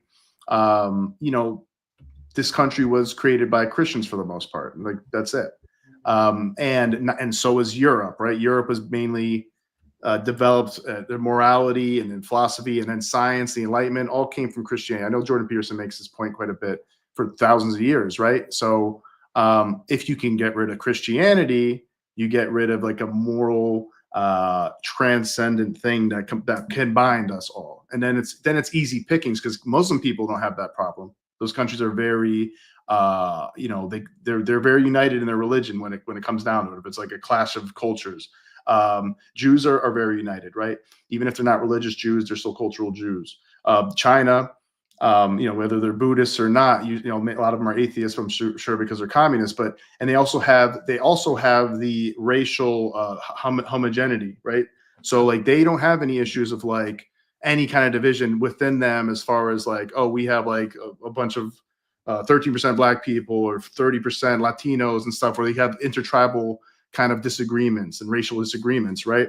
So this is a big advantage for other countries and for our enemies. So at least we need to have we should at least definitely not try to destroy Christianity, because a lot of people still subscribe to it. A lot of people are from that tradition, and it helps bind this country and the West together. We also need to be binded by our Western values, our liberal values, like classical liberal values, our Constitution, stuff like that. That's the stuff that unites a diverse population. You know, Absolutely. And if we continue to let the woke, and the woke has done this big time, kind of just different ways, chipping away at Christianity, chipping away at constitutional values, American values, just making, and then of course racial divisions, right? Like making it, just talking mad shit about white people all the time, and making that like headline after headline. I'm like, what's wrong with white people, man? Fuck white people. White people are the worst. Like you see some of these headlines in Salon and all these things, and it's like, it gets people to feel comfortable talking shit about white people, which is the majority of the country, or at least the biggest group. Yeah. And then like, this is the reality of it. And then like, you know, white people see this enough and like, Jesus Christ, well, how about what could black people do? And look what Latinos do. And then it creates on X or anywhere else, like just a back and forth of racial antagonism, anger.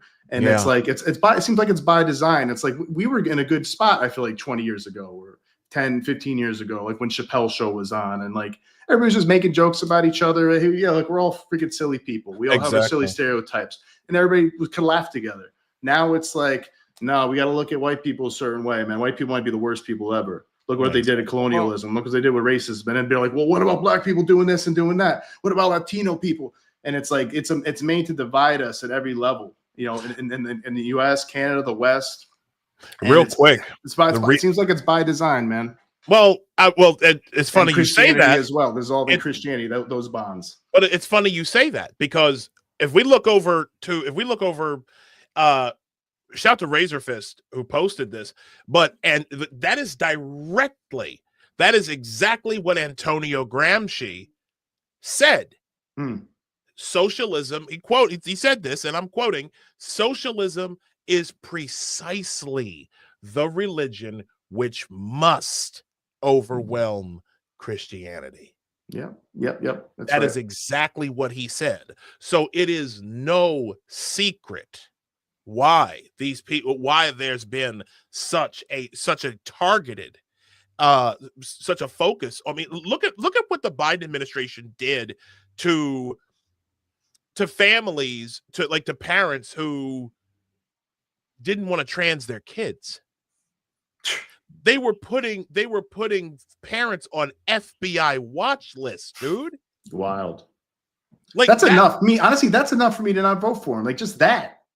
Yeah. Just that. What the fuck is wrong with me? And pushing gender ideology on kids when they're like, you know, how do you not know as an adult that when you have somebody coming in, or you have a couple teachers and they have all these colorful flags up, and they come in to talk to kindergartners, first graders, second graders, and they have like a drag queen coming in, dancing around, being charismatic, singing. You know, there's going to be like at least one kid in every classroom that's like, maybe that's me. Maybe I'm a trans person. And they would have never, ever, ever, ever, ever, ever gotten to that point. And then that leads them in a direction of being, all right, therapist says we need to put them on puberty blockers. We need to put them on, we have to get them on track to get the gender affirming care, which is, you know, mutilation, castration. It's like testosterone, things that sterilize you. It's like, how do you not understand that you're pushing this? It's a social contagion. Then kids, then obviously you're seeing it in groups of girls and teenage girls where like all of their friends are trans, or there's a couple people in the family who are trans. Like there was no trans people like freaking 25 years ago. There's like nobody. Like some people, like guys with gender dysphoria, boys with gender dysphoria, that used to be, you used to go to therapy and then you would either not be that anymore or you maybe become gay later on. That's what used to happen for like 100 years. Now it's this huge spike. It's like, what do you think is going on? You think this is natural? Think it's because inclusivity increased? It's horseshit. That is enough. That in itself is enough for me to be like, I can't be in a party that like promotes that. Yeah. They promote it. Adam, I'm sorry, I talked a lot. I know you got a lot to say. No. I was going to say that while the attacks are happening towards Christianity, what I'm equally concerned with is that people believe that not only must you embrace Christianity, but you must weaponize Christianity Right. And that to me is a fundamental issue. So when you see the Christ is King, which is a legitimate statement, but it's used as a weapon towards whoever you want, as some sort of weaponized statement, rather than it being a truth, an honorary truth, right? Just like as you were to say that your father is your father, right? It should not be used as a weapon to harm others. It should be co-opted by bad actors who are like stand for racism or anti-Semitism or white supremacy. And then it ruins the whole, anybody who shows any love for Christ or says Christ is king, then they're like, look at this guy, he's saying that. Exactly. Right. There's bad actors on all over the place, which is sad, you know? Yes. But I think there, as a Christian, we already know what the conduct of a Christian is supposed to be like. And we're always going to fall short, including myself. So it's not to say I'm better than anybody else. Yeah. But it's to say that we know the conduct to abide by. And the idea was that we're supposed to love each other, right? And we're supposed to love the sinner and hate the sin.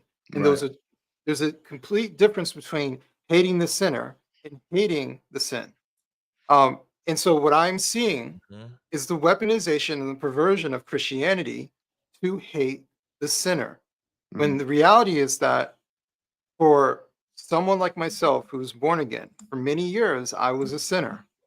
And the only way I could come to Christ was having multiple people throughout my life who were Christians show me grace and to allow me to come to where I'm at today. That's how I came close to Christ. And the objective of every Christian is to help as many people as they possibly can come to Christ. Absolutely. He would not tell you to attack the sinner who is struggling, because everyone is struggling. But he would not tell you to attack the sinner who is struggling, or else prevent that person from coming to Christ, right? Because we all have a gift of salvation.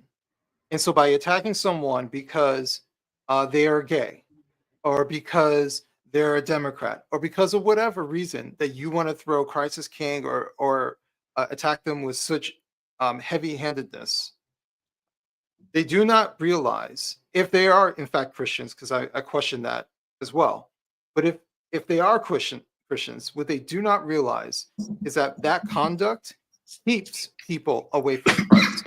What I find more often than not is that, especially in America, a lot of people are familiar with Christianity, but they are at some point in their life, even they could be children who go to church all the time, but something happens and it pushes them away. And more often than not, it is another Christian who pushes that person away from Christianity for whatever reason. It is their high and mighty attitude. It is their judgmental attitude. Yeah. Right. It is the lack of grace. It is the constant judgment when it's not their job to judge. Yeah. Right? A heavy-handed pastor or something. It made him feel bad. Yeah. Right. And there are passages that talk about the amount of fury that comes from God if you keep one of his children from coming home. I'm paraphrasing, right? He understands this is for some. There are people who say they believe in Christ, and there are some people who believe in Christ. And if you believe in Christ, that means you believe in the afterlife. And you know that the dichotomy between the two of salvation and eternal damnation is not serious as, well, you know, I'll just, I'll think about it. It is as serious as eternal peace and eternal damnation. And if you're to tell me that you truly believe as a Christian that the person standing next to you is no better than you, and the person standing next to you is your brother or sister, you better not keep that person from entering eternal damnation. Amen. You better stand next to them and help them. Not wag your finger, but help them with love in mind. Not to show that, well, I've been a good Christian my entire life, and look at me. Oh, I just worked my way into heaven, which God talks about. You cannot work your way into heaven. Christ said that was praying amongst yourself. Remember that parable of the Pharisee and the tax collector? Right. That's exactly it. Yeah. When it comes to the Pharisees. So I'm seeing a lot of Pharisee type of behavior. Oh yeah. And I'm not seeing enough grace. And I don't mean to put this on people who have always been Christians their entire life, because obviously this is not the case. But I do, and I wrote something about this. Do people take Jesus for granted? And I say this about myself, but I also say this about other born agains that I've talked to. They know what it's like to not have Christ in their life. And a lot of people have had Christ in their life, or this general understanding of Christ in their life, and they've taken it for granted. And so for someone like myself, who spent decades confused, unsure, and then for me to get baptized and make it a promise to God and abide by that promise, I take it seriously. I take it seriously. Like if I die in 5 minutes, that I want to go to the afterlife. I want to go and be next to Christ. Right? That is how serious I think about it. I think about it every day. And I see people who take it for granted, and I wish they wouldn't.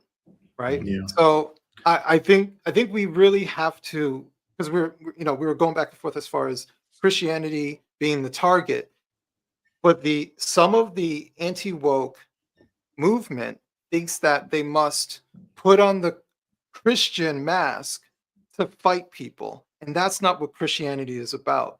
Christianity is about proclaiming Christ as your savior and pulling people in, not pushing them away. Being shepherds of the spirit to bring towards God with love and grace and all that, because we are all sinners. Nobody's perfect, and we all have different personalities that affect how we behave. We all have different backgrounds that affect how we behave. We have different role models that make you like astray for a long time, for years, maybe decades, and you're just like, we're lost. You're lost, like as people say, like as the scriptures say, like in the desert. But to bring your point to like a concrete example, like I'm sure you've seen how people were treating Scott Pressler. Is that her name? Like people were like, because he had a picture with like, I don't know, his boyfriend or some man, maybe it was his husband. I don't know the relationship, but they're just hating on him. And it's like, look, and I messaged people. I was like responded. I'm like, the guy's gay. You might have your feelings about like whether that's a sin or not, and maybe it is a sin, and maybe God doesn't like it. I don't know. But who the hell are you? You're not God. Exactly. You're not fucking Saint Michael. You're not the archangel. Like you're not here to bring God's righteous punishment to people. It's like, and you definitely aren't the guy who flipped an entire Commonwealth red. And kept out a cackling hyena named Kamala Harris out and kept her out of the White House, an unelected, retarded communist hyena. Huge. I mean, that's a huge contribution. Like, that's a net positive. Sorry. Yeah. I'm sorry. I don't care if he's gay, Fabio, like I saw somebody refer to him as. I don't care. In fact, Scott, shout out to Scott Pressler. And Scott, you want to come on? Come on the pod, bro. Sir, if you want to come on the pod, matter of fact, I don't even want you to just come on the pod. I want you to come here to New York City. Let's do it. Okay? Like, we got a city to save, and there are a lot. I don't care what anybody says. Yeah. There are a lot of pissed off New York City residents who are tired of what's been going on here. Okay? Who are sick and tired of the self-indulgent politicians on the state and the local level and the usual cycle that they go through. Okay? They're tired of our streets being full of potholes. They're tired of our subways being dirty and crime-ridden and full of bums. Okay? They're tired of congestion pricing, which was forced on all of us when two-thirds of New Yorkers were polled and said we didn't want this. This is what happens when we focus too hard on what people are instead of what they do. This is when we focus too hard on what people are instead of what Martin Luther King said, the content of one's character. Okay? I don't care if Scott's gay. If he were blue-haired they them Fabio, then we can talk. If them flowing locks was blue or purple and he had a septum ring in, oh hell no. right? Because we would know. But again, the fact is, the more I'm saying America First ain't supposed to be about that. Okay, America First ain't supposed to be. America First is about people, is about the content of people's character. And that's why I have no problem being a part of that movement. Okay, because it's not about what I am. It ain't about the color of my skin. It's about the content of my character. It's about standing up for the Constitution. It's about defending and protecting the Constitution of the United States. It's about having a better life for people. Okay, and more than anything, it's about kicking communists and the fuck out of our institutions. It's about urging all these people, all the people who want to do bad shit to you. That's what this is all about. Yeah, and like to Adam's point, no, that's absolutely right. But at Adam's point, it's like, you know, we're all sinners. We all fall short in some way. So are we going to? So say being gay is sin. I don't know. I'm not God. I don't know. I don't really know. And I'm not going to put past judgment on that. I think they're two consenting adults. I don't see the harm, and I think, you know, most gay people are going to be gay regardless. So what are you going to do? You know, are they not going to love anybody ever? So it's I don't know. Like that's not really my business. I don't really care. That's between them and God. So, but like, you know, what about everybody else? Everybody else got other sins. Everybody else has other habits. Maybe some people are really Christian, but they look at porn all the time. I don't know if God likes that too much. Maybe they are Christian, but they fornicate a lot. You know, maybe they cheat on their wives, whatever. It's like, you know, maybe they're really mean to people. Maybe they're really greedy. Maybe they fuck people over, but they're very Christian. You know, or they think they are, or they try to be. So it's like, is everybody just gonna nope, can't work with anybody? Because everybody's sins. Nobody's perfect. And like, just like Jesus said, like, if you guys are Christians, real Christians, Jesus said, Matthew 7:3 said, why do you look at the speck of sawdust in your brother's eye and pay no attention to the plank in your own eye? Exactly. So just remember this shit, man. Stop being a hypocrite. This guy flipped Pennsylvania, and I think that was a great thing to do. It was key. He might be able to help in a lot of other ways, and that makes him a net positive.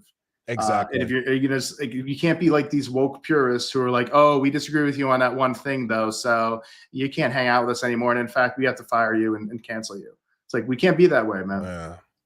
Adam, final thought, brother. Well, I was gonna hang up. I'll give a final thought, but I was gonna say, saying that Scott Presler is gay is not breaking news.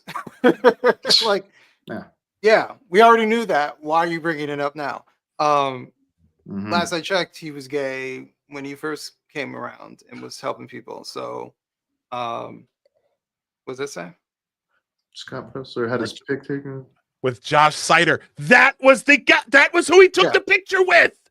Yeah. Oh! He took a gay-looking pic with Scott. I don't know. I don't even know what he's talking about. Josh Sider was the guy from The Bachelor who pretended to be trans. And he got people like following him, like, oh my God, like he speaks for us, and there's so much representation. He didn't even be barely transitioned, and then like, aren't all trans people pretending though? Go ahead, finish your thought. Bro, I can't argue with that. No, I know. I'm just joking. Yeah, I know. But he said like there was an interview where he basically admitted it was a work, and he was just pretending, and that was the guy in the picture. Hold on, I'll see if I can find it. But oh my God, I didn't know this. Thanks rhetorically. Thank you for that.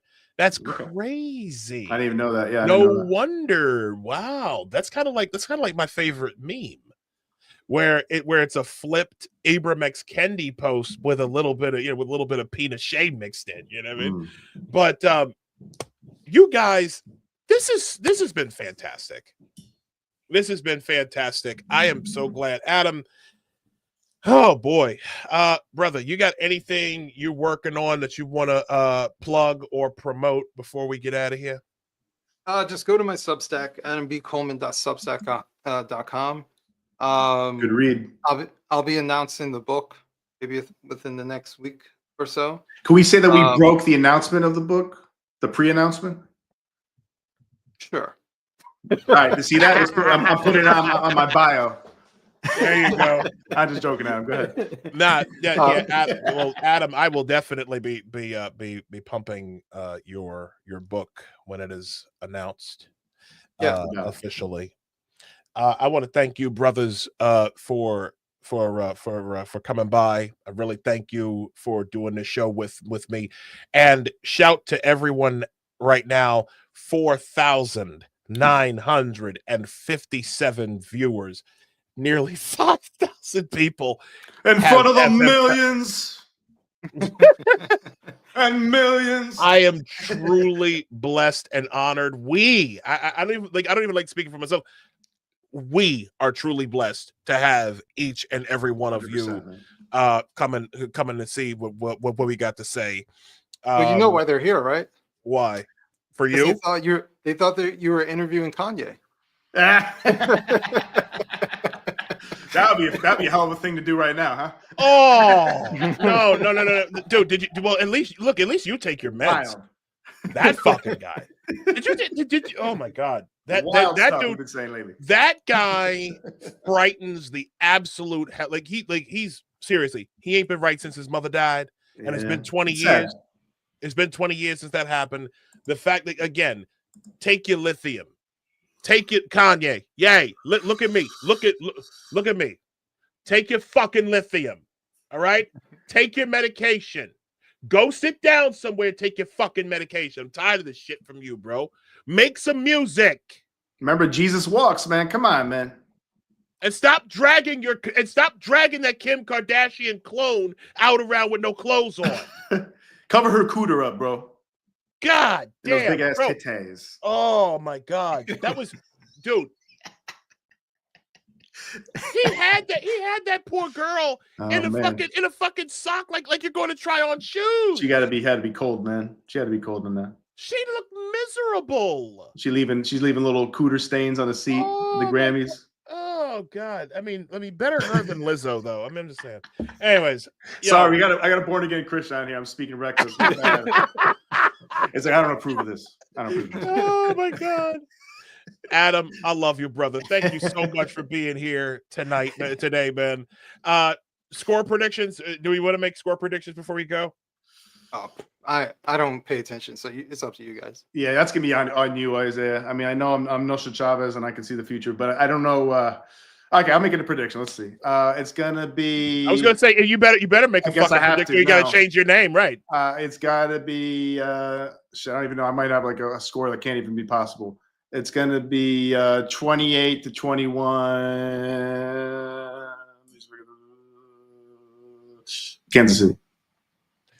28-21 Kansas City. Yeah.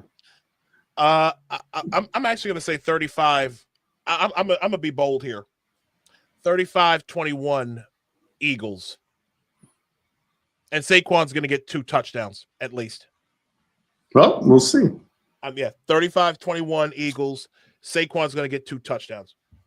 Anyways, that is our show for today. Thank you all for joining us. Over 5,000 people. Love you guys. It's over 5,000. Over 5. There's no way that can be right, can it? Thank you again. Enjoy the game. Enjoy. If you're anywhere but New York, which snowed yesterday and it's like kind of crazy out, enjoy the rest of your Sunday. God bless. Yeah, we'll keep this going. We'll see you next week. Regular time, 8 p.m. Adam, you are more than welcome to come anytime you want, brother. That's right, Adam. All right. This is your home. Thanks for coming through, Adam. Yeah, anytime, brother. Sleep on the couch if you need to. and one last thing. That is a great portrait of Clifton Duncan in the background. He's got to make that. He needs to make that Thomas Sowell. Show. Yeah, he's got to make that. I'll definitely watch that. And Cliff, if you see this, brother, you need to be on my show, man. We should get Cliff. I can put that in the list. Yeah, man. Thanks again, y'all. Good night, everybody. Al zurdo de mierda no le podés dar ni un milímetro. Pero ¿me podés definir zurdo de mierda? Que no todos los que, digamos, los colectivistas, los que ponen, digamos, o sea, esa idea... A ver, ¿Por qué le pones de mierda, digamos? Porque son una mierda. O sea, vos mezclás... No, pero es que si pensás, pero si pensás distinto te van a aniquilar. Ese es el punto. Es decir, vos al zurdo no le podés dar 1 milímetro, porque le das 1 milímetro y lo toma para destrozarte. Es decir, vos no podés negociar con el zurdo. No se negocia. No se negocia con esa mierda, no se negocia porque te van a llevar puesto. Si tienen un golpeador que caga trompadas a la mujer, si es de ellos, ¿entendés? Se pone el pañuelito verde y grita todo el tiempo contra el neoliberalismo, lo ocultan. ¿Me entendés? O sea, si de repente hay alguien que acosó a un periodista que acosa a otra periodista, lo ocultan. Es decir, a todos los de ellos lo ocultan. Todas esas aberraciones la ocultan. Ahora, si vos estás del otro lado, a vos te van a estropear, te van a matar, te van a dar con lo que sea. No les importa arruinarte la vida. ¿Por qué? Porque no pensás como ellos. Y ¿sabes qué es lo bueno de todo esto? Hay algo bueno en todo esto. Porque como el error es humano, como todos nos podemos equivocar, ¿sabes qué nos obligan? Nos obligan a ser mejores. Y como estamos siendo tan mejores que ellos, como los estamos aplastando en la batalla cultural, los estamos pasando de arriba, porque no solo le ganamos en lo productivo, somos superiores moralmente, somos superiores estéticamente, somos mejores en todo. Y les duele, les duele. Entonces, como no pueden pelear con las herramientas legítimas, se apalancan en el aparato represivo del Estado, poniendo torres de guita para hacernos mierda. Y aún así no pueden, no